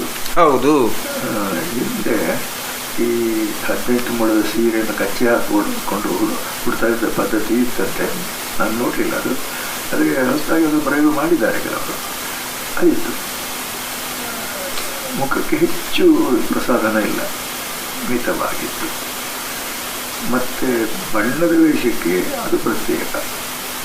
ಬಣ್ಣದ ವೇಷದಲ್ಲಿ ಪ್ರಧಾನವಾಗಿ 2 ಜಾತಿ ಇತ್ತು. ಒಂದು ಕಾಟು ಬಣ್ಣ ಅಂತ, ಮತ್ತೊಂದು ರಾಜಬಣ್ಣ ಅಂತ ಹೇಳಿ. ಹೌದು, ಈ ಕಾಟು ಬಣ್ಣ ಅಂತ ನಾವು ಅದನ್ನು ತಿರಸ್ಕಾರ ಮಾಡಬೇಕಾದ ಅಗತ್ಯ ಇಲ್ಲ. ಹೌದೌದು, ತಿರಸ್ಕಾರ ಮಾಡುವಂಥದ್ದಲ್ಲ ಅದು. ಅದರ ಬಾಡಿಗೆ ಬಹಳ ಚಂದ ಉಂಟದು. ಈಗ ಚಂದ್ರಗಿರಿ ಅಂಪು ಮೊದಲಾದಂಥವರು ಕೆಲವೊಂದು ವೇಷ ಮಾಡುವಾಗ ಕಣ್ಣಿನ ರೆಪ್ಪೆ ಮೇಲೆ ಚುಟ್ಟಿ ಇಟ್ಟದ್ದನ್ನು ನಾನು ನೋಡಿದ್ದೀನಿ. ಮತ್ತು ಪಂಚವರ್ಣದ ಚುಟ್ಟಿ ಇದೆಲ್ಲ ಪ್ರಯೋಗ ಮಾಡಿದೆ. 5 ವರ್ಣಗಳು ಅದರಲ್ಲಿ ಚುಟ್ಟಿಯಲ್ಲಿ ಇಷ್ಟು ಒಂದೊಂದು ಅಂಕುರವಾದ ಚುಟ್ಟಿ. ಹೌದು ಹೌದು ಹೌದು. ಅಂದರೆ ಬಣ್ಣದ ವೇಷಧಾರಿಗಳು ಅದು ಅವರ ಕಸಬಿಗೆ ಎಷ್ಟು ನ್ಯಾಯ ಕೊಡ್ತಾ ಇದ್ರು ಅಂದರೆ, ಅವರ ವೇಷ ಬರುವುದು ಬೆಳಗಿನ ಜಾವಕ್ಕೆ, ಆದರೆ 9 ಗಂಟೆಗೆ ಅಥವಾ ಅದಕ್ಕಿಂತ ಮೊದಲೇ ವೇಷಕ್ಕೆ ಕೂತ್ಕೊಳ್ತಾ ಇದ್ರು. ಆ ಚುಟ್ಟಿಯನ್ನು ಹಾಗೆ ಬೆಳೆಸ್ತಾ ಇದ್ರು. ಚಂದ್ರಗಿರಿ ಅಂಪು, ಬಣ್ಣದ ಮಾಲಿಂಗ, ಪಕ್ಕಡಗುಂಜ ಕೃಷ್ಣನಾಯಕ ಇವರೆಲ್ಲ, ಕುಂಜಕಣ್ಣ, ಕುಂಜರಾಮ ಇಂಥ ವೇಷಧಾರಿಗಳು ಅದಕ್ಕೆ ನ್ಯಾಯವನ್ನು ಒದಗಿಸಿದ್ದಾರೆ. ಈಗ ಭೀಮನ ವೇಷದ ಬಗ್ಗೆ ಬಹಳೆಲ್ಲ ತಕರಾರು ಉಂಟು. ಹೌದು, ನಾನು ಅದನ್ನೀಗ ಕೇಳುವವನಿದ್ದೆ.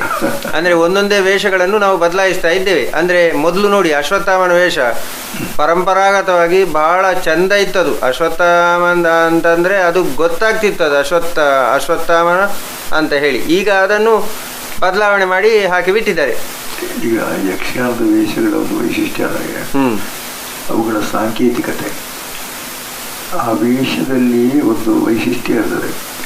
ಅದು ಇಂಥ ವೇಷ ಅಂತದು ಕರೆದು ಹೇಳುವ ರೀತಿಯಲ್ಲಿ ಇರ್ತದೆ.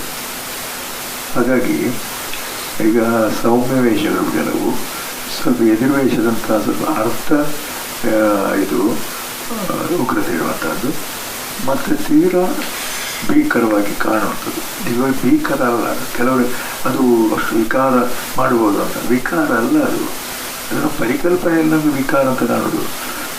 ಅದು ಒಂದು ಪರಂಪರೆಯ ಬಣ್ಣಗಾರಿಕೆ ಕ್ರಮ. ಚುಟ್ಟಿ ಇಡಬೇಕು. ಚುಟ್ಟಿ ಹಿಡಿದಿದ್ರೆ ಈಗ ಅದಕ್ಕೆ ಕೃತಕ ಇದು ಬರ್ತದಲ್ಲ. ಹೌದೌದು, ಪ್ಲಾಸ್ಟಿಕ್ ಇತ್ತದೆಲ್ಲ. ಇದ್ದು ಪ್ಲಾಸ್ಟಿಕ್ ಇತ್ತಲ್ಲ, ಅದು ನ್ಯಾಯವಾದ ವೇಷಗಾರಿಕೆ ಅಲ್ಲ, ಕಲಾತ್ಮಕತೆ ಅಲ್ಲ. ಆ ಚುಕ್ಕಿಯೆಲ್ಲ ಇಟ್ಟು ಮಾಡಬೇಕಾದ್ದು ಅಗತ್ಯ, ಅದರ ಅಗತ್ಯ. ಈಗ ಭೀಮನ ಅದೇ ಮುಖವರ್ಣಿಕೆ. ಭೀಮನ ಮುಖವರ್ಣಿಕೆ ಒಂದು ಪ್ರತ್ಯೇಕತೆ, ಅದು ಬೇರೆ ಯಾರಿಗೂ ಇಲ್ಲ. ಅದು ಭೀಮನ ಮುಖವರ್ಣಿಕೆಯಲ್ಲಿ ಮೂಗಿನ ತುದಿಯಿಂದ ಹಣೆಯ ಅಗಲವಾದ ಜಾಗವನ್ನು ಆಕ್ರಮಿಸಿ ಪ್ರಧಾನ ನಾಮ ಇದೆ. ಹೌದು. ಮತ್ತೆ ಹಣೆಯಲ್ಲಿ ಅದು ಸ್ವಲ್ಪ ಹಣೆ ಅಗಲ ಇದ್ರೆ ಅನುಕೂಲ. ಹೌದು, ಒಳ್ಳೆ ಕಾಣ್ತದೆ. ಅದರಲ್ಲಿ ಆನೆ ಕಣ್ಣು ಅಂತ ಹೇಳ್ತಾರೆ. ಹೌದು, ಈ ಎರಡು ಭಾಗದಲ್ಲಿ ಕಣ್ಣು. ಆಮೇಲೆ ಇಲ್ಲಿ ಮುಖದಲ್ಲಿ ಮೀಸೆಯ ಮೇಲಿಂದ ಮತ್ತು ಅದು ಕೆಳಗಿಂದ ಮುಂದುವರಿದೆ. ಆ ಒಂದು ರಚನೆ ಉಂಟು. ಹೌದು. ಯಾಕೆ ಅದು ಭೀಮನಿಗೆ ಅದು ವೇಷ ಅಷ್ಟು ಭೀಕರತೆ ಯಾಕೆ ಅಂತ ಕೆಲವರು ಪ್ರಶ್ನೆ. ಭೀಮ ಪೌರಾಣಿಕವಾಗಿ ಪಾಂಡವರಲ್ಲಿ ಅತ್ಯಂತ ಸುಂದರನೇ ಭೀಮ ಅಂತ ಒಂದು ಹೇಳಿಕೆ ಉಂಟು. ಹೌದು. ಅದು ಆ ಸೌಂದರ್ಯ ಬೇರೆ. ಭೀಮ ಅವರಷ್ಟೇ ಕೂಡ ಸುಲಕ್ಷಣವಾಗಿರ್ಬೋದು. ಹೌದು. ಆದರೆ ಇಲ್ಲಿ ಅವ ಹಿಡಿಂಬೆ ಅಂತ ದಾನವಿಯ ಕೈ ಹಿಡಿದವನು. ಕರೆಕ್ಟ್. ಅಂತ ತಾಮಸ ಹೆಣ್ಣಿನ ಕೈ ಹಿಡಿದಂಥವನು. ಬಕಾಸುರನ ಬಂಡಿ ಅನ್ನೋನು ಉಂಡವನು. ಹೌದು. ಮತ್ತೆ ಕೆಲವರು ವಿಶೇಷ. ಹೌದು, 100 ಜನ ತಮ್ಮಂದಿರನ್ನೇ ಕೊಂದವನು. ತಗೊಳ್ಳೋರು. ದುಶ್ಯಾಸನ ಕರುಳನ್ನು ಬಗೆದು ರಕ್ತಪಾನ ಮಾಡಿದವನು. ಇದು ಕೆಲವರಿಗೆ ಇಳಿಸುವುದಿಲ್ಲ. ಈಗ ಆ ಪ್ರಸಂಗ ಅದರ ಮೂಲದಲ್ಲಿ ಇರುವಂಥದ್ದು. ಹೌದು. ಆ ಭೀಮನನ್ನು ಆ ಭೀಕರ ಸ್ಥಿತಿಯಲ್ಲಿ ಅದನ್ನು ಏನು ಹೇಳ್ತಾರೆ ಕೆಲವರು ಅಂದರೆ, ಅದು ಭೀಮ ಒಂದು ಅಭಿನಯ ಮಾತ್ರ ಮಾಡಿ ತೋರಿಸಿದ್ದು, ಇವಾಗ ಹಾಗೆ ಮಾಡಲಿಲ್ಲ ಅಂತ. ಯಾಕೆ ಈ ದಾಕ್ಷಿಣ್ಯ? ಭೀಮನಿಗಾಗ ರುದ್ರ ಅವತಾರ ಬಂದಿತ್ತು ಅಂತ ಹೇಳ್ತಾರೆ. ಅಂದರೆ ಮನುಷ್ಯನಿಗೆ ಆವೇಶ ಬಂದಾಗ ಹೌದು, ರೌದ್ರ ರೂಪವನ್ನೇ ತಾಳುವುದಲ್ವ? ರೌದ್ರ ರೂಪವೇ. ಆವಾಗ ರಕ್ತಪಾನ ಮಾಡಿದ್ದು ಕೂಡ ಅವನಿಗೆ ಗೊತ್ತಾಗುವುದಿಲ್ಲ. ನಮ್ಮ ಮನಸ್ಸು ನಮ್ಮ ಸ್ಥಿಮಿತದಲ್ಲಿ ಇರುವುದಿಲ್ಲ. ಅದರ ಬಗ್ಗೆ ಇನ್ನೊಂದು ಅಂಶ ಉಂಟು. ಈಗ ಹಿಂದೆ ಯುದ್ಧರಂಗಕ್ಕೆ ಹೋಗುವ ಮೊದಲ ರಾತ್ರಿ ವೀರಪಾನ ಅಂತ ಒಂದು ವಿಷಯ. ಹೌದು. ಪಾನ ಮಾಡ್ತಾ ಇದ್ರು. ಮದ್ಯಪಾನವೇ ಅದು. ಹೌದು, ಅದಕ್ಕೆ ಹೆಸರು ಮಾತ್ರ ಹಾಗೆ, ವೀರಪಾನ. ಅದು ಮಾಡಿದ್ದು ಕೆಲವರಿಗೆ ಬೆಳಗ್ಗೆಯೂ ಅದರ ಒಂದು ಪರಿಣಾಮದ ಅಂಶ ಉಳಿದಿರ್ತದೆ. ಅಲ್ಲದೆ ದುಶ್ಯಾಸನ ಮೇಲೆ ಅವನಿಗೆ ಎಷ್ಟು ರೌದ್ರ ಕೋಪ ಇತ್ತು ಅಂತಂದರೆ, ಈಗ ಅವನ ಉದರವನ್ನು ಬಗೆದು ಕರುಳನ್ನು ತಿಂದ ಹಾಗೆ ಮಾಡಿ, ತಿಂದು ರಸಪಾನ ಮಾಡಿ ಅಂತ ಭೀಕರ ದೃಶ್ಯ ನೋಡ್ಲಿಕ್ಕೆ ಆಗದೇ ಇರುವಂತಹದ್ದು. ಭೀಭತ್ಸ, ಮನೆಯಲ್ಲಿ ಭೀಭತ್ಸ ರಸ. ಅದು ಅವ ಕೌರವನು ಕರೆದು ಬನ್ನಿ ಬನ್ನಿ ಅಂತ ಕರೆದು ಅಷ್ಟು ಮಾತ್ರ ಅಲ್ಲ, ಎಷ್ಟು ರೌದ್ರವನಿಗೆ ಏರಿದೆ ಅಂದರೆ ತಲೆಗೆ. ಅಲ್ಲಿ ಪಾಂಡವರಿದ್ದಾರೆ, ನೀವು ಬಂದ್ರು ಗಾಂಡಿವ ಇದು ನೀನು ಗಾಂಡಿವಿ ಅಂತ ಹೇಳ್ತೀಯಲ್ಲ. ಹೌದು. ಆಮೇಲೆ ಕೃಷ್ಣರನ್ನು ಕರೀತಾನೆ. ಆಗ ಕೃಷ್ಣ ಸಮಾಧಾನ ಹೇಳ್ತಾನೆ ಇವರಿಗೆಲ್ಲ, ನೋಡಿ ಅವನಿಗೆ ಮಾತಾಡ್ಸಬೇಡಿ, ಈಗ ಅವನಿಗೆ ಒಂದು ರೀತಿ ಸ್ವಯ ಇಲ್ಲ, ಆ ರೀತಿ ಇದ್ದಾನೆ. ಅವನು ಸಂತೈಸಲಿಕ್ಕೆ ದ್ರೌಪದಿ ಈಗ ಚಂಡಿಕೆಯ ರೂಪದಲ್ಲಿ ಹೋಗ್ಬೇಕಾಗುತ್ತೆ, ಸನ್ನಿವೇಶದಲ್ಲಿಲ್ಲ, ಚಂಡಿಕೆಯ ರೂಪವನ್ನು ಹೊಂದಿ ಹೋಗಬೇಕು ಅಂತ. ಆ ರೀತಿ ಅದೊಂದು ಬಹಳ ಒಂದು ರೌದ್ರ ರಸದ ಸನ್ನಿವೇಶ. ಹಾಗೆ ಭೀಮನಿಗೆ ಆ ವೇಷವೇ ಉಚಿತ. ಕರೆಕ್ಟ್. ಬೇರೆ ಯಾವ ವೇಷದಲ್ಲಿ ಇವತ್ತು ಹೌದು, ಸೌಮ್ಯದಲ್ಲಿ ಅದನ್ನು ದುಶ್ಯಾಸನ ಅದನ್ನು ಮಾಡುವುದು ಹೇಗೆ ಸಾಧ್ಯ ಅಲ್ಲ. ಪ್ರಸಂಗವನ್ನೇ ಬಿಡ್ಬೇಕಷ್ಟೇ. ಹೌದು. ನವರಸದಲ್ಲಿ ಬೀಭತ್ಸ ರಸವೂ ಉಂಟು. ಈಗ ಅದು ತ್ಯಾಜ್ಯ ರಸ ಆದರೆ ಅದನ್ನು ನಮ್ಮ ಪುರಾತನರು ಯಾಕೆ ಸೇರಿಸ್ತಾರೆ ನವರಸಗಳಲ್ಲಿ? ಬರೀ ಶೃಂಗಾರ ವೀರ ಎಂಥದ್ದು ಸಾಕಿತ್ತಲ್ಲ, ಅದಲ್ಲ, ಅದು ಕೂಡ ಬೇಕು. ಈಗ ನಮ್ಮ ಊಟೋಪಚಾರಗಳಲ್ಲಿ ಸ್ವಲ್ಪ ಕಹಿ ತಿಕ್ತ ಅಂತ ಹೇಳ್ತಾರೆ. ಹೌದು. ಕಹಿ, ಕಣ್ಣೀರು, ಒಗರು ಇದು ಬೇಕಲ್ಲ. ಅದು ಅಂತ ಒಂದು ಕಲಾ ಸಮಾವೇಶ, ಅದು ಯಕ್ಷಗಾನದಲ್ಲಿರುವಂತಹದ್ದು, ಬೇರೆ ಯಾವುದರಲ್ಲಿ ಇಲ್ಲ. ಈಗ ಕಥಕ್ಕಳಿಯಲ್ಲಿ ಕಥಕ್ಕಳಿಗೆ ಇದಕ್ಕೂ ಒಂದು ಸೋದರ ಸಂಬಂಧ ಇದೆ. ಹೌದು. ಅದರಲ್ಲಿ ವೇಷದ ಪ್ರಮಾಣ ಬದ್ಧತೆಯನ್ನು ನೋಡುವಾಗ ಅಲ್ಲಿ ನಮಗೆ ಒಂದು ರೀತಿಯ ವಿಚಿತ್ರ ಕಾಣ್ತದೆ. ಏನಂದ್ರೆ ಅವರು ಈ ಕಟಿ ಪ್ರದೇಶದಿಂದ ಕೆಳಗೆ ಕರೆಕ್ಟ್ ಬಹಳ ಅಗಲ ಮಾಡ್ತಾರೆ. ಅದು ಯಾವುದು ಅಂತ ಸರಿಯಾಗಿ ಅಂದಾಗುದಿಲ್ಲ. ಅದು ಈ ಪ್ರಮಾಣ ಬದ್ಧತೆ ಅಲ್ಲ. ಈಗ ಮೇಲಿಂದ ಕೆಳಗೆವರೆಗೆ ಪ್ರಮಾಣ ಬದ್ಧತೆ ಇದ್ರೆ ಮಾತ್ರ ವೇಷ ಅದೊಂದು ಸರಿ ಇರ್ತದೆ. ಅದಕ್ಕಾಗಿ ಈಗ ಪುರಾತನ ಪದ್ಧತಿಯಲ್ಲಿ ವೇಷ ಕಟ್ಟುವಾಗ ಇಷ್ಟಿಷ್ಟು ಕಟ್ಟುಗಳಂತೆಲ್ಲ ಲೆಕ್ಕಾಚಾರ ಇತ್ತು. ಹೌದು ಇತ್ತು. ಮತ್ತೆ ಒಳಗೆ ದಗಲೆ, ಒಂದೆರಡು ದಗಲೆ ಬಣ್ಣದ ವೇಷಕ್ಕೆಲ್ಲ. ಈಗ ಭೀಮನ ವೇಷ ಅದು ಅರೆ ಬಣ್ಣದ ಹಾಗೆ, ಅದಕ್ಕೆ ಎಲ್ಲ ತುಂಬಿಸಬೇಕು. ಹೌದು, ಕ್ಷೀಣಕಾಯನಾಗಿ ಕಾಣ್ತಾರೆ. ಹೌದು, ತುಂಬಿಸಬೇಕು. ಹಾಗೆಲ್ಲ ಕಟ್ಟಿದ್ರೆ ಅದಕ್ಕೆ ಪ್ರಮಾಣ ಬರ್ತದೆ ಬರಬೇಕು. ಕಥಕ್ಕಳಿಯಲ್ಲಿ ಅದು ಇಲ್ಲ, ಆ ರೀತಿ ಇಲ್ಲ. ಸರ್, ಈಗ ಎಲ್ಲದರಲ್ಲೂ ನಾವು ಪರಂಪರೆಯನ್ನು ಅಂದರೆ ಪರಂಪರೆಯ ಮೇಲೆ ನಂಬಿಕೆ ಇಲ್ಲದೆ ಅಥವಾ ಅದು ಬೇಡ ಅಂತ ಆಗಿ ಅಥವಾ ಹೊಸತನದ ಅಪೇಕ್ಷೆಯಿಂದ ನಾವು ಬಹಳಷ್ಟು ಬದಲಾವಣೆಗಳನ್ನು ಮಾಡಿಕೊಂಡು ಅದರ ಮೂಲ ಸ್ವರೂಪವನ್ನು ಬಹಳಷ್ಟು ಬದಲಾವಣೆ ಮಾಡಿ ಈಗಿನ ಸ್ವರೂಪದಲ್ಲಿ ಉಂಟು. ಇದು ಎಷ್ಟು ಸರಿಯೋ ತಪ್ಪು ಅನ್ನುವಂಥದ್ದು ಬಿಟ್ಟು ಬಿಡುವ. ಭಾಗವತಿಕೆಯಲ್ಲಿ ಆಗಿರ್ಬೋದು, ಮದ್ದಳೆ ವಾದನದಲ್ಲಿ ಆಗಿರ್ಬೋದು, ವೇಷಭೂಷಣದಲ್ಲಿ ಆಗಿರ್ಬೋದು, ನಾಟ್ಯದಲ್ಲಿ ಆಗಿರ್ಬೋದು, ಎಲ್ಲದರಲ್ಲಿಯೂ ಕೂಡ ನಾವು ಬಹಳಷ್ಟು ಸಮಗ್ರವಾಗಿಯೇ ಬದಲಾವಣೆ ಆಗಿದೆ ಇಲ್ಲಿಯವರೆಗೆ. ಈ ಬದಲಾವಣೆ ಎಷ್ಟು ಸರಿ ಅಥವಾ ಈ ಬದಲಾವಣೆ ಉಚಿತವೇ? ನಿಮ್ಮ ಅಭಿಪ್ರಾಯ ಏನು? ಈಗ ಬದಲಾವಣೆ ಎನ್ನುವುದು ಮೂಲತಃ ಅದು ಪ್ರಪಂಚದ ಎಲ್ಲ ಅಂಶಗಳಿಗೂ ಸಂಬಂಧಪಡ್ತದೆ. ಅದು ಒಂದು ರೀತಿಯಲ್ಲಿ ಸಹಜ. ಅದು ಸಹಜತೆ ಎಂಬುದೇ ನ್ಯಾಯಯುತವಾದ್ದು ಅಂತ ಹೇಳಿಕ್ಕೆ ಬರೋದಿಲ್ಲ. ಒಂದು ಕಲೆಗೆ ಒಂದು ಪರಂಪರೆ ಇದ್ರೆ ಆ ಪರಂಪರೆಯ ಮುಂದುವರಿಕೆಯ ಭಾಗವಾಗಿ ಇದು ಕಾಣಬೇಕು ಬದಲಾವಣೆ. ಇದು ಹಾಗೆ ಬರಬೇಕು ಹೊರತು ಅದಕ್ಕೂ ಇದಕ್ಕೂ ಸಂಬಂಧ ಇಲ್ಲದ ಹಾಗೆ ಬದಲಾವಣೆ ಆಗಬಾರ್ದು. ಬಂದರೆ ಅದು ಅದಕ್ಕೂ ಇದಕ್ಕೂ ಸಂಬಂಧ ಇಲ್ಲ ಅಂತ ಆಗ್ತದೆ. ಈ ರೀತಿ ಪರಂಪರೆ ಮುಂದುವರಿಕೆ ಅಂದರೆ ಅಂಧ ಪರಂಪರೆ ಅಲ್ಲ, ಪರಂಪರೆಯ ಕುರುಡು ಅನುಸರಣೆ ಅಲ್ಲ. ಹೌದು. ಅದರ ಆಧಾರದಿಂದ ಅದೇ ಹೆಜ್ಜೆಗಾರಿಕೆಯಲ್ಲಿ ಮುಂದೆ ಹೋದರೆ ಮಾತ್ರ ಅದೊಂದು ಸರಿಯಾದಂಥ ಕಲಾತ್ಮಕ ಹೆಜ್ಜೆ ಅಂತ ಹೇಳುವುದು. ಈಗ ನೋಡಿ, ಈಗ ಬಲಿಪರ ಶೈಲಿ, ಅಗರಿಯ ಶೈಲಿ, ಇದೆಲ್ಲವನ್ನು ಕೂಡ ತೆಂಗುತಿಟ್ಟಿನಲ್ಲಿ ಆಗುವಾಗ, ಬಡಗು ತಿಟ್ಟಿನಲ್ಲಿ ಆಗುವಾಗ ಇವರು ಉಪ್ಪೂರ ಶೈಲಿ ಹಾಗೆ ಆ ರೀತಿ ಎಲ್ಲ ಇತ್ತು. ಈಗ ಏನಾಗಿದೆ, ಆ ಶೈಲಿಯನ್ನೆಲ್ಲ ಬಿಟ್ಟು ಸಂಗೀತವನ್ನೇ ಇದು ಮಾಡಿ ಕಂಡವಟ್ಟೆ ಉದ್ದ ಉದ್ದ ಪಾದ ಎಳೆಯುವುದು, ಒಂದು ಶಬ್ದವನ್ನು ಒಂದು ವಾಕ್ಯವನ್ನು ಈ 4-6 ಸರಿ ಅದಕ್ಕೊಂದು ಅರ್ಥ ಇಲ್ಲದೆ ಹೇಳುವುದು, ಆಮೇಲೆ ಛಂದೋಬದ್ಧವಾಗಿ ಪದಗಳ ವಿಂಗಡಣೆ ಮಾಡದೆ ಮನಸ್ಸೋ ಇಚ್ಛೆ ವಿಂಗಡಣೆ ಮಾಡಿ ಹಾಡುವಂಥದ್ದು, ಇವೆಲ್ಲ ಯಕ್ಷಗಾನದ ಸ್ವರೂಪವನ್ನು ಹಾಳು ಮಾಡಿ ಇದು ಯಕ್ಷಗಾನ ಅಂತ ಕೇಳುವಂಥ ಸ್ಥಿತಿಗೆ ಬರುವುದಿಲ್ವಾ? ಬರ್ತದೆ. ಅದು ಅವರು ಬಹುಶಃ ಗ್ರಹಿಸುವುದು ಇದು ನಮ್ಮ ಒಂದು ಕೊಡುಗೆ ವಸ್ತು ಅಂತ, ಯಾಕಂದರೆ ಪರಂಪರೆಯಿಂದ ಬಂದ ರೀತಿಯಲ್ಲೇ ಮುಂದುವರಿಯುವುದು ಅಗತ್ಯ ಇಲ್ಲ ಅಂತ ಅವರು ತಪ್ಪು ಒಂದು ವ್ಯಾಖ್ಯಾನ ಮಾಡ್ತಾರೆ. ಆದರೆ ಹಾಗಲ್ಲ.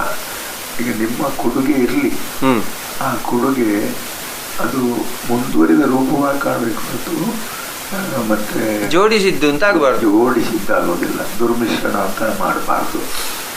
ಆಮೇಲೆ ಇಲ್ಲಿ ಇನ್ನೊಂದು ಪ್ರಶ್ನೆ ಸರ್, ಈಗ ನಾವು ಪರಂಪರೆಯನ್ನು ಅನುಸರಿಸುವುದು ಅಂತ ಆಗುವಾಗ ನಮ್ಮ ಸ್ವಂತಿಕೆಯ ಅವಶ್ಯಕತೆ ಇಲ್ಲ ನೋಡಿ.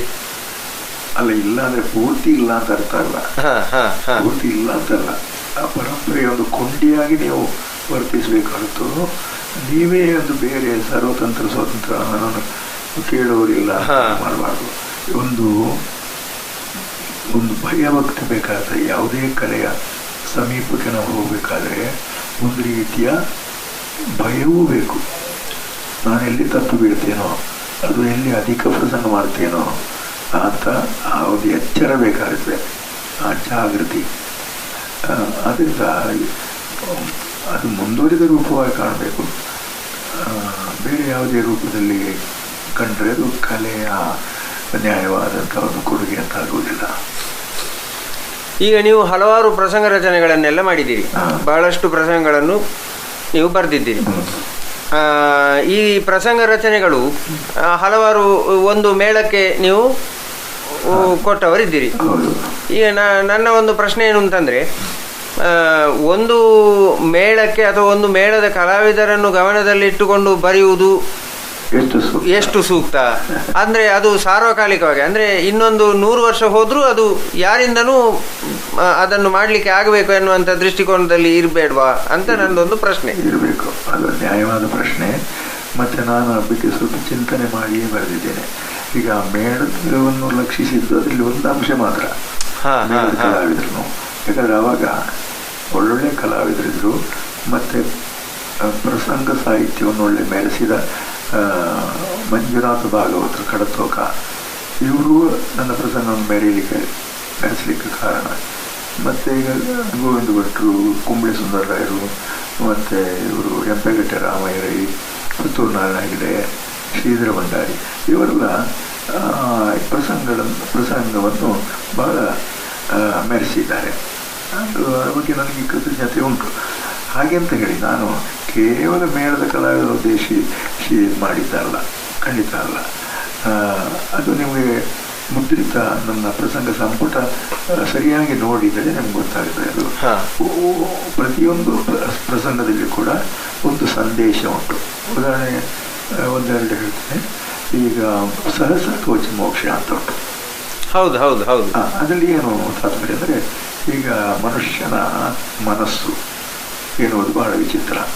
ಅದಕ್ಕೆ 1000 ಆವರಣ ಇರ್ತದೆ, ಸಹಸ್ರ ಕವಚಗಳಿರ್ತದೆ. ಈ ಕವಚಗಳನ್ನು ಭೇದಿಸದೇ ಇದ್ದರೆ ಜ್ಞಾನ ಸೂರ್ಯನ ಬೆಳಕು ಸಾಕ್ಷಾತ್ಕಾರ ಆಗಲಿಕ್ಕೆ ಸಾಧ್ಯ ಇಲ್ಲ.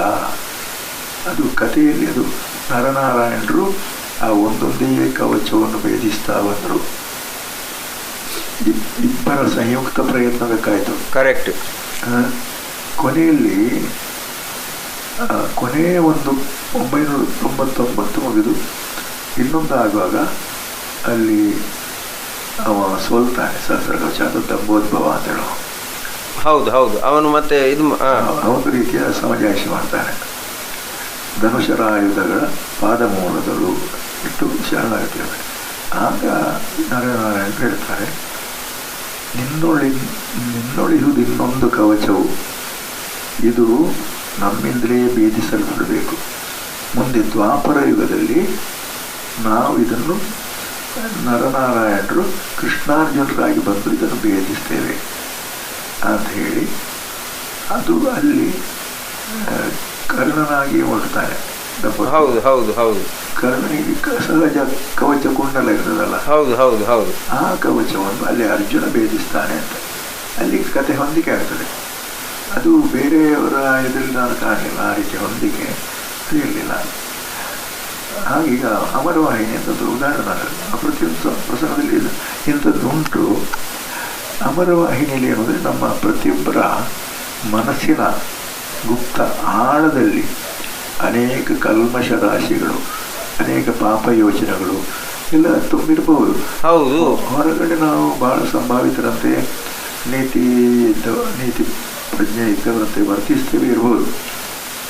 ಆದರೆ ಇದನ್ನು ನಿವಾರಿಸುವುದು ಹೇಗೆ? ಅದಕ್ಕೆ ಗಂಗಾವತರಣ ಆಗಬೇಕಾಗುತ್ತದೆ. ಅಮರವಾಹಿನಿ ಆದ ಗಂಗೆ ಅಂದರೆ ವಿಚಾರ ಗಂಗೆ, ಅವಳು ಪ್ರವಹಿಸಿ ಕಥೆಯಲ್ಲಿ ಏನು ಅಂತಂದರೆ ಈ ಮುನಿಶಾಪದಿಂದ ಹೌದು ಇವರೆಲ್ಲ ಭಸ್ಮೀಭೂತವಾಗಿ ಪಾತಾಳದಲ್ಲಿ ಬಿದ್ರು. ಹೌದು, ಸಗರನ ಮಕ್ಕಳು. ಆದ್ದರಿಂದ ಭಗೀರಥನ ಕಾಲದಕ್ಕಾಗುವಾಗ ಅವನಿಗೆ ಒಂದು ಪ್ರಯತ್ನ ಮಾಡಬೇಕು ಅಂದರೆ ಭಗೀರಥ ಪ್ರಯತ್ನ ಅಂತದನ್ನೇ ಹೇಳು. ಭಗೀರಥ ಬಂದು ಅದ್ವಿತೀಯವಾದ ಪ್ರಯತ್ನವನ್ನು ಮಾಡಿದ್ರಿಂದ ಅವರಿಗೆ ಮೋಕ್ಷವಾಯಿತು. ಅದನ್ನು ಗಂಗೆ ತ್ರಿಪಥಗಾಮಿನಿ ಅಂತ ಅದಕ್ಕೆ ಹೆಸರುಂಟು. ಸ್ವರ್ಗ ಮರ್ತ್ಯ ಪಾತಾಳ 3 ಲೋಕಗಳಿಗೆ ಪ್ರವಹಿಸ್ತಾಳೆ ಅವಳು ಅಂತ. ಅವಳು ಅಲ್ಲಿಗೆ ಪ್ರವಹಿಸಿ ಆ ಭಸ್ಮರಾಶಿಯನ್ನು ತೀರಿಸಿ ಬಿಡ್ತಾಳೆ. ಇದಕ್ಕೆ ಸುದೀರ್ಘವಾದ ಕಾಲ ಬೇಕಾಗ್ತದೆ. ಹೌದು, ಕರೆಕ್ಟ್.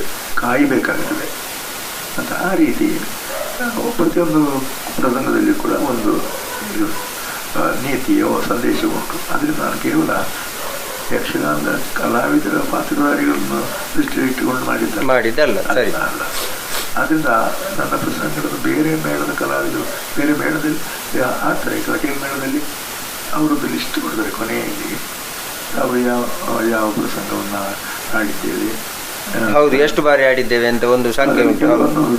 ಅಲ್ಲಿ ಕೆಲವೆಲ್ಲ ಬಹಳ ಈಗ ತ್ರಿಪುರಮತನದಂತಹ ಪ್ರಸಂಗಗಳು ಬಹಳ ಇಷ್ಟಕರಾಗಿವೆ. ಈಗ ತ್ರಿಪುರಮತನದ ಒಂದು ವಿಶೇಷ ಏನಂದರೆ ಅದರಲ್ಲಿ ಆಕಾಶ ಕಾಯಗಳನ್ನು 3 ತ್ರಿಪುರ 3 ಪ್ರೋಗ್ರಾಮ್ ಮಾಡಿಕೊಂಡು ಅದು ನನಗೆ ಹೇಗೆ ಅದಕ್ಕೊಂದು ಸ್ಮರಣೆ. ಆ ವರ್ಷ ಇನ್ಸಾಟ್ ಎಂಬ ಆಕಾಶ ಕಾಯವನ್ನು ನಮ್ಮ ಸರ್ಕಾರದವರು ಆಕಾಶಕ್ಕೆ ಕಳಿಸಿದ್ರು. ಅದೊಂದು ಪ್ರೇರಣೆ ಆಯ್ತು ನನಗೆ. ಹಾಗೆ ಈಗ ಮತ್ತೆ ನಾನು ಕೆಲವು ವಿಲಕ್ಷಣ ಪಾತ್ರಗಳನ್ನು ತಂದಿದ್ದೇನೆ. ಬೇರೆಯವರು ಅಂತ ತಂದಿದ್ದಾರನ್ನು ಗೊತ್ತಿಲ್ಲ. ಉದಾಹರಣೆಗೆ ಚಾರ್ವಾಕ. ಈಗ ಚಾರ್ವಾಕ ಅಂದರೆ ಸಾಮಾನ್ಯ ಅರ್ಥದಲ್ಲಿ ನಾಸ್ತಿಕ ಅಂತಂದು ಅರ್ಥ. ಹೌದು, ಸಾಮಾನ್ಯ ಆ ನಾಸ್ತಿಕ ಅಲ್ಲ. ಚಾರ್ವಾಕ ದರ್ಶನ ಅಂದರೆ 6 ದರ್ಶನಗಳಲ್ಲಿ 6 ದರ್ಶನಗಳಲ್ಲಿ ಚಾರ್ವಾಕ ದರ್ಶನ ಒಂದು. ಇದನ್ನು ಪ್ರತಿಪಾದನೆ ಮಾಡಿ ಈ ತ್ರಿಪುರಾಸುರರ ಹೆಂಡಂದಿರ ಪಾತಿವೃತ್ಯವನ್ನು ಚಾರ್ವಾಕನಾಗಿ ವಿಷ್ಣು ಕೆಡಿಸಿದ ಅಂತ. ಅಲ್ಲಿ ನಮ್ಮ ಪೌರಾಣಿಕ ಕಥೆಯಲ್ಲಿ ಸ್ವಲ್ಪ ಅಸಹ್ಯವಾಗಿ ಇರುವಂಥದ್ದು ನಾನು ಸ್ವಲ್ಪ ಸಹ್ಯ ಮಾಡಿದ್ದೀರಿ. ಮಾಡಿದ್ದೆ. ಯಾಕಂದರೆ ಅಲ್ಲಿ ಬತ್ತಲೆ ನಿಂತಿಹ ಬೌದ್ಧನಿಗೆ ಅಂತ. ಬೌದ್ಧ ಅಂದರೆ ಒಂದು ರೀತಿಯಲ್ಲಿ ಬತ್ತಲೆ ನಿಂತವನು ಅಂತ ಅರ್ಥ ಆಗ್ತದೆ. ಆ ರೀತಿ ಹೆಣ್ಣುಮಕ್ಕಳ ಮುಂದೆ ನಿಂತುಕೊಳ್ಳೋದಂದರೆ ಅದು ಅಶ್ಲೀಲ. ಅದನ್ನು ನಾನು ವ್ಯತ್ಯಾಸ ಮಾಡಿದ್ದೇನೆ. ಹಾಗಾಗಿ ಅಲ್ಲಿ ಚಾರ್ವಾಕನ ಪಾತ್ರವನ್ನು ಬೇರೆ ರೀತಿಯಲ್ಲಿ ಚಿತ್ರಣ ಮಾಡಿದ್ದೇನೆ. ಅವ ಈ 4 ಪುರುಷಾರ್ಥಗಳಲ್ಲಿ 2 ಅವ ಹೇಳೋದು. ಪುರುಷಾರ್ಥವೆರಡೇ. ಯಾವುದು ಧರ್ಮವನ್ನು ಬಿಡಿ, ಮೋಕ್ಷ ನಮಗೆ ಗೊತ್ತಿಲ್ಲ, ಅದನ್ನು ಬಿಡಿ. ಅರ್ಥಕಾಮಗಳೇ ಜೀವನದ ಪುರುಷಾರ್ಥಗಳು ಅಂತ ಅದು ಅದರಲ್ಲಿ ಉಂಟು. ಈಗ ಕೆಲವು ಪಾತ್ರಗಳು, ಈಗ ಪೌಂಡ್ರಕ ವಾಸುದೇವ ಅಂತ ಒಂದು ಪಾತ್ರ ವಿಚಿತ್ರವಾದದ್ದು. ಅವ ಆಗಲಿಕ್ಕೆ ವಸುದೇವನ ಮಗನೇ, ಕೃಷ್ಣನ ಹೊರಗೆ ಅವನೇ. ಆದರೆ ಅವನ ನಡ್ಕೊಳ್ಳೋ ರೀತಿಯೆಲ್ಲ ವಿಚಿತ್ರ. ಅವನು ತಾನು ವಾಸುದೇವ ಅಂತಲೇ ಕರ್ಕೊಂಡು, ಹೌದು, ಎರಡು ಕೈಗಳನ್ನು ಕಟ್ಟಿಕೊಂಡು ಶಂಖ ಚಕ್ರ ಎಲ್ಲ ಕಟ್ಟಿಕೊಂಡು ಅವನೊಂದು ವಿಲಕ್ಷಣವಾಗಿ ವರ್ತಿಸ್ತಾನೆ. ಹೌದು, ಅದು ಒಳ್ಳೆ ಸ್ವಾರಸ್ಯ. ಅದನ್ನು ಹೆಪ್ಪೆಗಟ್ಟೆ ರಾಮಾಯಣಗಳು ಮಾಡ್ತಾ ಇದ್ರು, ಬಹಳ ಚಂದ. ಮತ್ತು ಅದಕ್ಕೆ ಹಾಸ್ಯಕ್ಕೆ ನಯನಕುಮಾರರು ಇದ್ರು, ಅದು ಒಳ್ಳೆ ಚೆನ್ನಾಗಿ ಹೋಗ್ತಾ ಇತ್ತು. ಅಚಾರ್ವಾಕ. ಹಾಗೆ ಈಗ ಅಗ್ನಿವರ್ಣ ಅಂತಂದು ಪಾತ್ರ, ಇದನ್ನು ಬೇರೆಯವರು ಬಂದ ಹಾಗಿಲ್ಲ. ಅಗ್ನಿವರ್ಣ ಅಂತಂದರೆ ಅವ ಈ ಸೂರ್ಯವಂಶದಲ್ಲಿ ಕೊನೆಯ ಅರಸ, ಸಮರ್ಥರದಲ್ಲಿ ಕೊನೆಯವನು. ಅವನ ವೈಚಿತ್ರ್ಯ ಏನಂದರೆ ಅವ ಭೋಗವಿಲಾಸಿ ಆಯ್ತಾ. ಹಾಗಾಗಿ ಅವನಿಗೆ ಪ್ರಜಾಧರ್ಮ ಗೊತ್ತಿಲ್ಲ. ಪ್ರಜೆಗಳನ್ನು ಅವ ಸರಿಯಾಗಿ ಪಾಲನೆ ಮಾಡಲಿಲ್ಲ. ಪ್ರಜೆಗಳು ತಮ್ಮ ಪಾದದರ್ಶನ ಆಗಬೇಕು ಅಂತ ತುಂಬ ಬಿದ್ದರು. ಅವ ಏನು ಮಾಡಿದ, ಈ ಇದುಂಟಲ್ಲ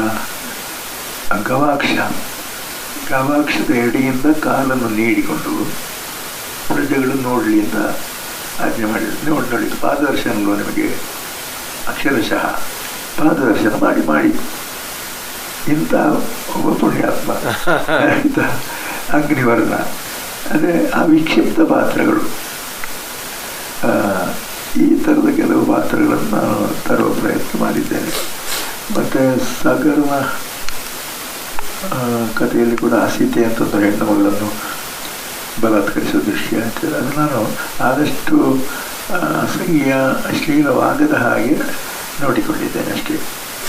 ಆಮೇಲೆ ಸರ್ ನೋಡಿ, ಆ ಕಾಲದಲ್ಲಿ ನೀವು ಆಗಿರ್ಬೋದು ಅಥವಾ ನಮ್ಮ ರಾಘವ ನಂಬ್ಯಾರರು, ನಮ್ಮ ಬೊಟ್ಟಿಗೆರೆ ಪುರುಷೋತ್ತಮ ಪೂಂಜರು, ಇವರೆಲ್ಲರೂ ಕೂಡ ಹಲವಾರು ಪ್ರಸಂಗಗಳನ್ನು, ಅಂದರೆ ಪೌರಾಣಿಕವಾದಂತಹ ನೆಲೆಗಟ್ಟಿನಿಂದಲೇ ಹಲವಾರು ಪ್ರಸಂಗಗಳನ್ನು ಬರೆದ್ರಿ. ಆ ನಂತರದ ಬೆಳವಣಿಗೆಯನ್ನು ನೋಡಿದರೆ ಆ ರೀತಿಯ ಪೌರಾಣಿಕ ಪ್ರಸಂಗಗಳು, ಹೊಸ ರಚನೆಗಳು ಆಗಿದ್ದೇ ಇಲ್ಲ.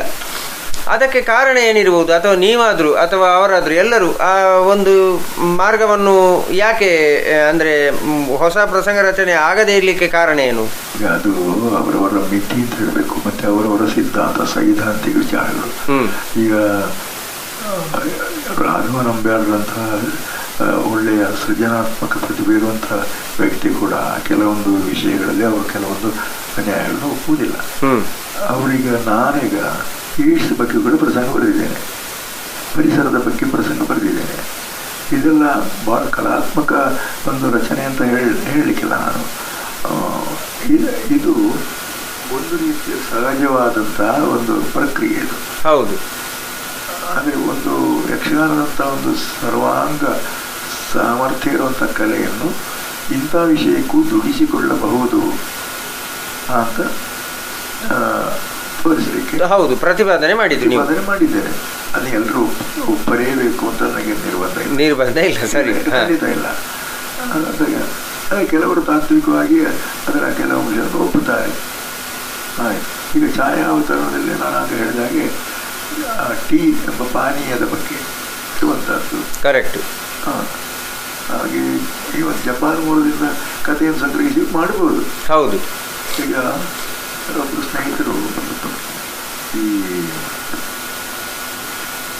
ಈಡಿಪಸ್ ಕಾಂಪ್ಲೆಕ್ಸ್ ಉಂಟಲ್ಲ, ಹೌದು ಕರೆಕ್ಟ್, ಅದರ ಬಗ್ಗೆ ಒಂದು ಪ್ರಸಂಗ ಬರೆದಿದ್ದ. ನಾನು ಅದು ನೋಡಲಿಲ್ಲ, ಅದರ ಪ್ರಯೋಗವನ್ನು ಕೂಡ ನೋಡಲಿಲ್ಲ. ಅದು ಮಾಡಬಹುದು, ಅದನ್ನು ಸ್ವಲ್ಪ ಅದು ನಮ್ಮ ಸಾಂಪ್ರದಾಯಿಕ ಮನಸ್ಸಿಗೆ ಸ್ವಲ್ಪ ಅದು ಧಕ್ಕೆ ಕೊಡುವುದರಿಂದ ಬಹಳ ಜಾಗೃತಿಯಿಂದ ಅಂತ ಅಲ್ಲ ನಾನು ಹೇಳುದು. ಅದೇ ಈ ಪೌರಾಣಿಕ ನೆಲೆಗಟ್ಟಿನದ್ದೇ ಪ್ರಸಂಗಗಳು ಆಮೇಲೆ ಯಾಕೆ ಬರಲಿಲ್ಲ ಅಂತ, ಅಂದರೆ ಸೈದ್ಧಾಂತಿಕವಾದಂಥದ್ದು ಅಥವಾ ನಮಗೆ ಹೊಸ ವಿಚಾರಗಳು ಹೊಳೆಯಲಿಲ್ಲ ಎನ್ನುವುದೇ ಕಾರಣ ಆಗ್ತದಾ? ಒಂದು ಪೌರಾಣಿಕವಾದ ಪ್ರಸಂಗಗಳು ಬೇಕಾಷ್ಟು ಉಂಟು, ಹಾಡುವಳಿಗೆ ಬೇಕಾಷ್ಟು ಉಂಟು, ಹೊಸತಿ ಯಾಕೆ ಅಂತಲೂ ಇರಬಹುದು. ಆದರೆ ಮತ್ತೆ ಅದನ್ನೆಲ್ಲ ಒಂದು ಪರಿಶ್ರಮ ಪೂರ್ವಕವಾಗಿ ವಸ್ತು ಸಂಗ್ರಹ ಮಾಡಿ ಅದನ್ನು ಯಕ್ಷಗಾನೀಯವಾದ ಚೌಕಟ್ಟಿಗೆ ಹೊಂದಿ ಬರಿಬೇಕಾದ್ರೆ ಪ್ರತಿಭೆ ಬೇಕು, ಪರಿಶ್ರಮ ಬೇಕು. ಸರಿ, ಆ ಎರಡು ಅಂಶ ಸೇರಿದ್ರೆ ಮಾತ್ರ ಒಂದು ಕಲಾಕೃತಿ ಆಗ್ಬೋದು. ಕರೆಕ್ಟ್. ಇಲ್ಲವಾಗಿದ್ರೆ ಅದು ಕಷ್ಟ. ಮತ್ತೆ ಈಗ ಕಾಲಮಿತಿಯ ಒಂದು ಸೂಚನೆ, ಈಗ ಇಡೀ ರಾತ್ರಿ ಆಟ ನೋಡುವಂಥವರು ಬಹಳ ಮಿತ. ಕರೆಕ್ಟ್. ಹಾಗಾಗಿ ಒಂದು 2-3 ಗಂಟೆಗಳಿಗೆ ಬೇಕಾದಂಥ ಸಣ್ಣ ಪ್ರಸಂಗಗಳು ಅದನ್ನು ನಾನು ಬರೆದಿದ್ದೇನೆ. ಈಗ ಅರುಣ ಸಾರಥ್ಯ ಮತ್ತು ಇತರ ಪ್ರಸಂಗಗಳು ಅಂತ ಅಲ್ಲಿಯೂ ಕೂಡ ನಾನು ಒಂದು ಸಣ್ಣ ಸಂದೇಶ ಆದರೂ ಇಟ್ಟುಕೊಳ್ಳೋದೇ ಇಲ್ಲ. ಈಗ ಅರುಣ ಸಾರಥ್ಯ ಅಂತ ಇದೆ. ಅರುಣ ಮತ್ತು ಗರುಡ ವಿನತಾದೇವಿಯ ಮಕ್ಕಳು. ಹೌದು ಹೌದು. ಅಂತ ಕಶ್ಯಪ ಒಂದು ಅದು ಕಶ್ಯಪ ಋಷಿ ಅನುಗ್ರಹಿಸಿದ್ದು 2 ಮೊಟ್ಟೆಗಳನ್ನು. ಹೌದು ಹೌದು ಕರೆಕ್ಟ್. ದೀರ್ಘಕಾಲ ಹಾಗೆ ಇತ್ತು. ಇವಳಿಗೆ ಬಹಳ ನಿರಾಶೆ ಆಯಿತು. ಕೊನೆಯಲ್ಲಿ ಒಂದು ಮೊಟ್ಟೆಯನ್ನು ಇವಳೆ ಓಡಿದ್ದಾಳೆ. ನಾನು ಸ್ವಲ್ಪ ವ್ಯತ್ಯಾಸ ಮಾಡಿ ಅದು ಪ್ರಮಾದವಶಾತ್ ಕೈಯಿಂದ ತಪ್ಪಿ ಬಿತ್ತು ಅಂತ ಮಾಡಿದ್ದೇನೆ. ಆ ರೀತಿ ಬದಲಾವಣೆ ಮಾಡಿದ್ದೇವೆ. ಅದು ಪೊಯಿಟಿಕ್ ಲೈಸೆನ್ಸ್ ಅಂತ. ಹೌದು ಹೌದು ಪೊಯಿಟಿಕ್ ಲೈಸೆನ್ಸ್ ಉಂಟು. ಕರೆಕ್ಟ್. ಆ ರೀತಿ ಮಾಡಿದ್ದೇನೆ. ಅಲ್ಲಿ ತಾತ್ಪರ್ಯ ಏನು ಅಂತಂದರೆ ಆವಾಗ ಭ್ರೂಣಾವಸ್ಥೆಯಲ್ಲಿದ್ದ ಅರುಣ ಕೆಂಬಣ್ಣವಾಗಿ ಇರುವವರು ಅಂತ ಅರ್ಥ. ಒಂದು ಸೂರ್ಯೋದಯಕ್ಕೆ ಮೊದಲೇ ಅರುಣ ಪ್ರಕಾಶ ಕಾಣೋದ್ರಿಂದ ಆ ಕೆಂಬಣ್ಣ.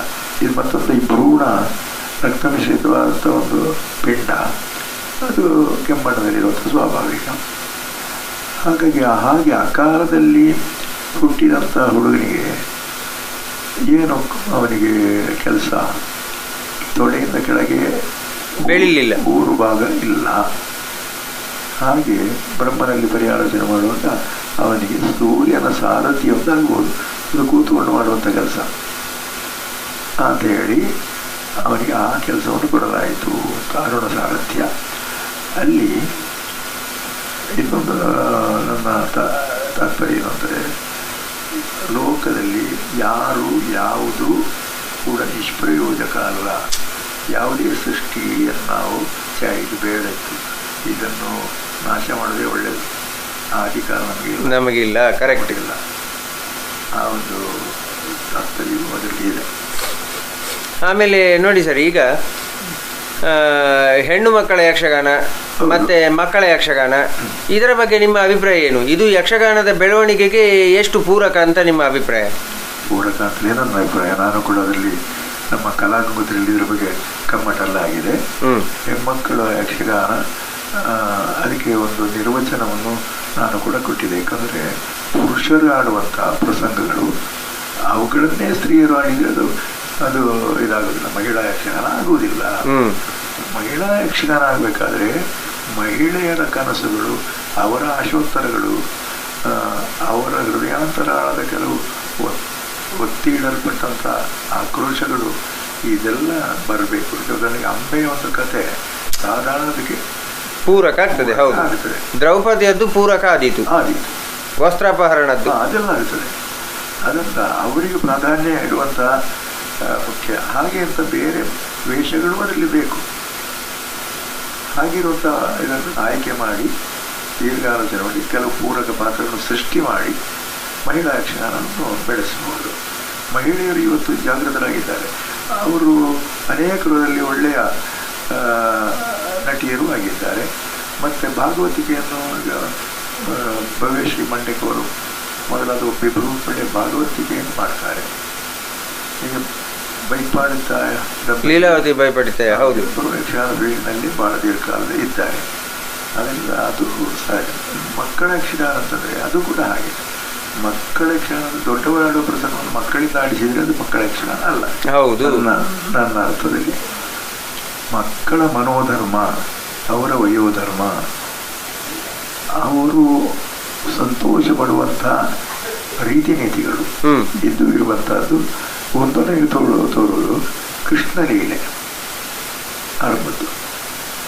ಆ ಕೃಷ್ಣಲೀಲೆಯಲ್ಲಿ ಮಕ್ಕಳ ಎಲ್ಲ ಆಟಗಳು, ಕ್ರೀಡೆಗಳು, ತಮಾಷೆಗಳು ಇದೆಲ್ಲ ಧಾರಾಳ ಇರುವುದರಿಂದ ಅಂಥದನ್ನು ಮಾಡಬಹುದು. ಕರೆಕ್ಟ್. ಅಂದರೆ ನೀವು ಮಹಿಳಾ ಯಕ್ಷಗಾನ ಅಂತಂದರೆ ಅದು ಕೇವಲ ಪುರುಷರೆಲ್ಲ ಈಗ ಸಾಮಾನ್ಯವಾಗಿ ಯಕ್ಷಗಾನದಲ್ಲಿ ಇರುವಂತಹ ದುಶ್ಯಾಸನವಾದೆಯೋ ಮಹಿಷಮರ್ದಿನಿಯೋ ಅಂಥದ್ದಲ್ಲದೆ ಮಹಿಳಾ ಕೇಂದ್ರಿತವಾದಂತಹ ಸಮಸ್ಯೆಗಳನ್ನು ಇಟ್ಟು ಇರುವಂತಹ ಇದನ್ನು ಅದಕ್ಕೆ ಹೆಚ್ಚು ಒತ್ತು ಕೊಟ್ಟು ಮಾಡಿದರೆ ಅದು ಹೆಚ್ಚು ಅರ್ಥಪೂರ್ಣ ಅಂತ ನಿಮ್ಮ ಅಭಿಪ್ರಾಯ? ಈ ಇನ್ನು ಮುಂದಕ್ಕೆ ಈ ಯಕ್ಷಗಾನ ಕ್ಷೇತ್ರದ ಬೆಳವಣಿಗೆಯನ್ನು ನಿಮ್ಮ ದೃಷ್ಟಿಕೋನದಲ್ಲಿ ನೀವು ಹೇಗೆ ವ್ಯಾಖ್ಯಾನ ಮಾಡ್ತೀರಿ? ಅಂದರೆ ಇದೇ ರೀತಿಯಲ್ಲಿ ಹೋದರೆ ಒಳ್ಳೆಯ ಬೆಳವಣಿಗೆ ಉಂಟು ಅಂತ ನಿಮಗೆ ಅನ್ನಿಸ್ತದ, ಅಥವಾ ಏನು ನಿಮ್ಮ ಒಂದು ಅಭಿಪ್ರಾಯ? ಈಗ ಇದೇ ರೀತಿ ಅಂತಂದರೆ ಆಂಶಿಕವಾಗಿ ಕೆಲವು ಅಂಶ ಆರೋಗ್ಯಕರವಾದ ರೀತಿಯಲ್ಲಿ ಮುಂದೆ ಹೋಗ್ತದೆ, ಆದರೆ ಅನಾರೋಗ್ಯಕರವಾಗಿ ಕೆಲವು ಅಂಶಗಳು ಬೇರೆ ದಾರಿಯಲ್ಲಿ ಹೋಗ್ತಾ ಇರೋದು ಕಂಡಾಗ ನನಗೂ ಬೇಸರ ಆಗ್ತದೆ. ಉದಾಹರಣೆಗೆ ಈಗ ಮಹಾತ್ಮೆಗಳ ಒಂದು ಯುಗ. ಹೌದು. ಈಗ ದೇವಿ ಮಹಾತ್ಮೆಯಲ್ಲಿ ತೊಡಗಿ, ಆಮೇಲೆ ಕಟೀಲು ಕ್ಷೇತ್ರ ಮಹಾತ್ಮೆ, ನೀಲಾವರ ಕ್ಷೇತ್ರ ಮಹಾತ್ಮೆ, ಮತ್ತೊಂದು ಮಹಾತ್ಮೆ, ಇದನ್ನೆಲ್ಲ ಇಟ್ಟುಕೊಂಡು ಪ್ರಸಂಗ ರಚನೆ ಮಾಡ್ತಾರೆ. ಈಗ ಅದರಲ್ಲಿ ಮುಖ್ಯವಾಗಿ ಎಲ್ಲ ರೀತಿಯ ವೇಷಗಳಿಗೆ ಅವಕಾಶ ಇಲ್ಲ. ಅಂದರೆ ಯಕ್ಷಗಾನದ ವೇಷಗಳಿಗೆ ಅವಕಾಶ ಇಲ್ಲ. ಮನೋರಂಜನೆಗೆ ಧಾರಾಳ ಅವಕಾಶ ಇರಬಹುದು. ನನ್ನ ದೃಷ್ಟಿಯಿಂದ ಅದು ಅಷ್ಟು ಸರಿಯಾದ್ದಲ್ಲ. ಹಾಗಾಗಿ ದೇವಿ ಮಹಾತ್ಮೆ ರೂಢಿಗೆ ಒಂದು ಹೆಚ್ಚು ಕಾಲವೂ ಆಗಲಿಲ್ಲ. ಹೌದು. 80 ವರ್ಷದ ಒಳಗೆ ದೇವಿದಾಸ ಆರಂಭದಲ್ಲಿ ಅದನ್ನು ಬರೆದ. ಆಮೇಲೆ ಅನೇಕ ರಚನೆಗಳು ಬಂದಿದ್ದಾವೆ. ಅದು ಒಂದು ಉತ್ತಮ ಪರಂಪರೆಯಾಗಿ ರೂಢಿಗೊಳ್ಳಿಲ್ಲ. ರೂಢಿಗೊಳ್ಳೋದು ಸಾಧ್ಯ ಇಲ್ಲ. ಯಾಕಂದರೆ ಅದಕ್ಕೆ ಒಂದು ಕ್ಷೇತ್ರ ವೈಭವೀಕರಣದ ಒಂದು ಮುಖ ಇದೆ, ಅದು ಇರಬಾರ್ದು. ಕಲೆ ಅನ್ನೋದು ಯಾವುದೇ ಒಂದು ಕ್ಷೇತ್ರವನ್ನು, ವ್ಯಕ್ತಿಯನ್ನು, ಪಂಥವನ್ನು ಮೆರೆಸುವ ಸಾಧನ ಆಗಬಾರ್ದು. ನನ್ನ ಪ್ರಕಾರದಲ್ಲಿ ಅದೇ ಧರ್ಮ ಪ್ರಚಾರವೂ ಸರಿಯಲ್ಲ, ಮೌಲ್ಯ ಪ್ರಚಾರ ಆಗಬೇಕು. ಖಂಡಿತ ಮೌಲ್ಯ ಪ್ರಚಾರವೇ. ಧರ್ಮ ಪ್ರಚಾರ ಅದರ ಗುರಿಯಲ್ಲ. ಕೆಲವರು ಹಿರಿಯರು ಆ ರೀತಿ ಹೇಳ್ತಾ ಇದ್ದದ್ದುಂಟು, ಧರ್ಮ ಪ್ರಬೋಧನಾತ್ಮಕವಾದಂಥ ಕಲೆ ಅಂತೇಳಿ. ಆದರೆ ನಿಜವಾಗಿ ಅದಲ್ಲ, ಅದು ಮೌಲ್ಯಾತ್ಮಕವಾದ. ಇಷ್ಟು ಹೊತ್ತು ಈ ಒಂದು ಸಾಹಿತ್ಯದ ಬಗ್ಗೆ, ಜಾನಪದದ ಬಗ್ಗೆ, ಯಕ್ಷಗಾನದ ಬಗ್ಗೆ ಒಂದು ಆಸಕ್ತಿಯಿಂದ ತಿಳಿದುಕೊಳ್ಳುವ ಉದ್ದೇಶದಿಂದ ಕೆಲವಾರು ವಿಚಾರಗಳನ್ನು ನಾನು ನಿಮ್ಮಿಂದ ಕೇಳಿದ್ದೇನೆ. ನೀವು ಕೂಡ ಬಹಳ ಈ ಒಂದು ಪ್ರಾಯದಲ್ಲಿ ಕೂಡ ಸ್ವಲ್ಪ ನಿಮಗೆ ಅನಾರೋಗ್ಯ ಕೂಡ ಇತ್ತು ಇವತ್ತು, ಆದರೂ ಕೂಡ ಬಹಳ ಆಸಕ್ತಿಯಿಂದ ಬಹಳ ಚೆನ್ನಾಗಿ ಮನಸ್ಸಿಗೆ ತೃಪ್ತಿ ಆಗುವ ರೀತಿಯಲ್ಲಿ ನೀವು ಎಲ್ಲ ಒಂದು ನಿಮ್ಮ ಅನುಭವಗಳನ್ನು, ಇಷ್ಟು ವರ್ಷದ ಅನುಭವಗಳ ಸಾರವನ್ನು ಕೊಟ್ಟಿದ್ದೀರಿ. ಅದಕ್ಕಾಗಿ ಯಕ್ಷಗಾನ ಅಭಿಮಾನಿಯಾಗಿ ಹಾಗೂ ಎಲ್ಲ ಲಲಿತ ಕಲೆಗಳ ಅಭಿಮಾನಿಯಾಗಿ ಹಾಗೂ ಯಕ್ಷಗಾನದ ಎಲ್ಲ ಅಭಿಮಾನಿಗಳ ಪರವಾಗಿ ನನ್ನ ಅನಂತ ಕೃತಜ್ಞತೆಗಳು ಸರ್. ಸಂತೋಷ. ನಮಸ್ತೆ. ನನ್ನ ಮಿತಿಯಲ್ಲಿ ನನ್ನ ಅನುಭವದಲ್ಲಿರುವಂಥ ಕೆಲವು ವಿಚಾರಗಳನ್ನು ನಿವೇದಿಸಿಕೊಂಡಿದ್ದೆ. ಅದರಲ್ಲಿ ಗ್ರಾಹ್ಯವಾದನ್ನು ನೀವು ಸ್ವೀಕರಿಸಬಹುದು, ಉಳಿದದ್ದನ್ನು ಹಂಸ ಕ್ಷೀರ ನ್ಯಾಯ ಅಂತ ಹೇಳ್ತಾರೆ, ಆ ಪ್ರಕಾರ ಬಿಟ್ಟು ಬಿಡಬಹುದು.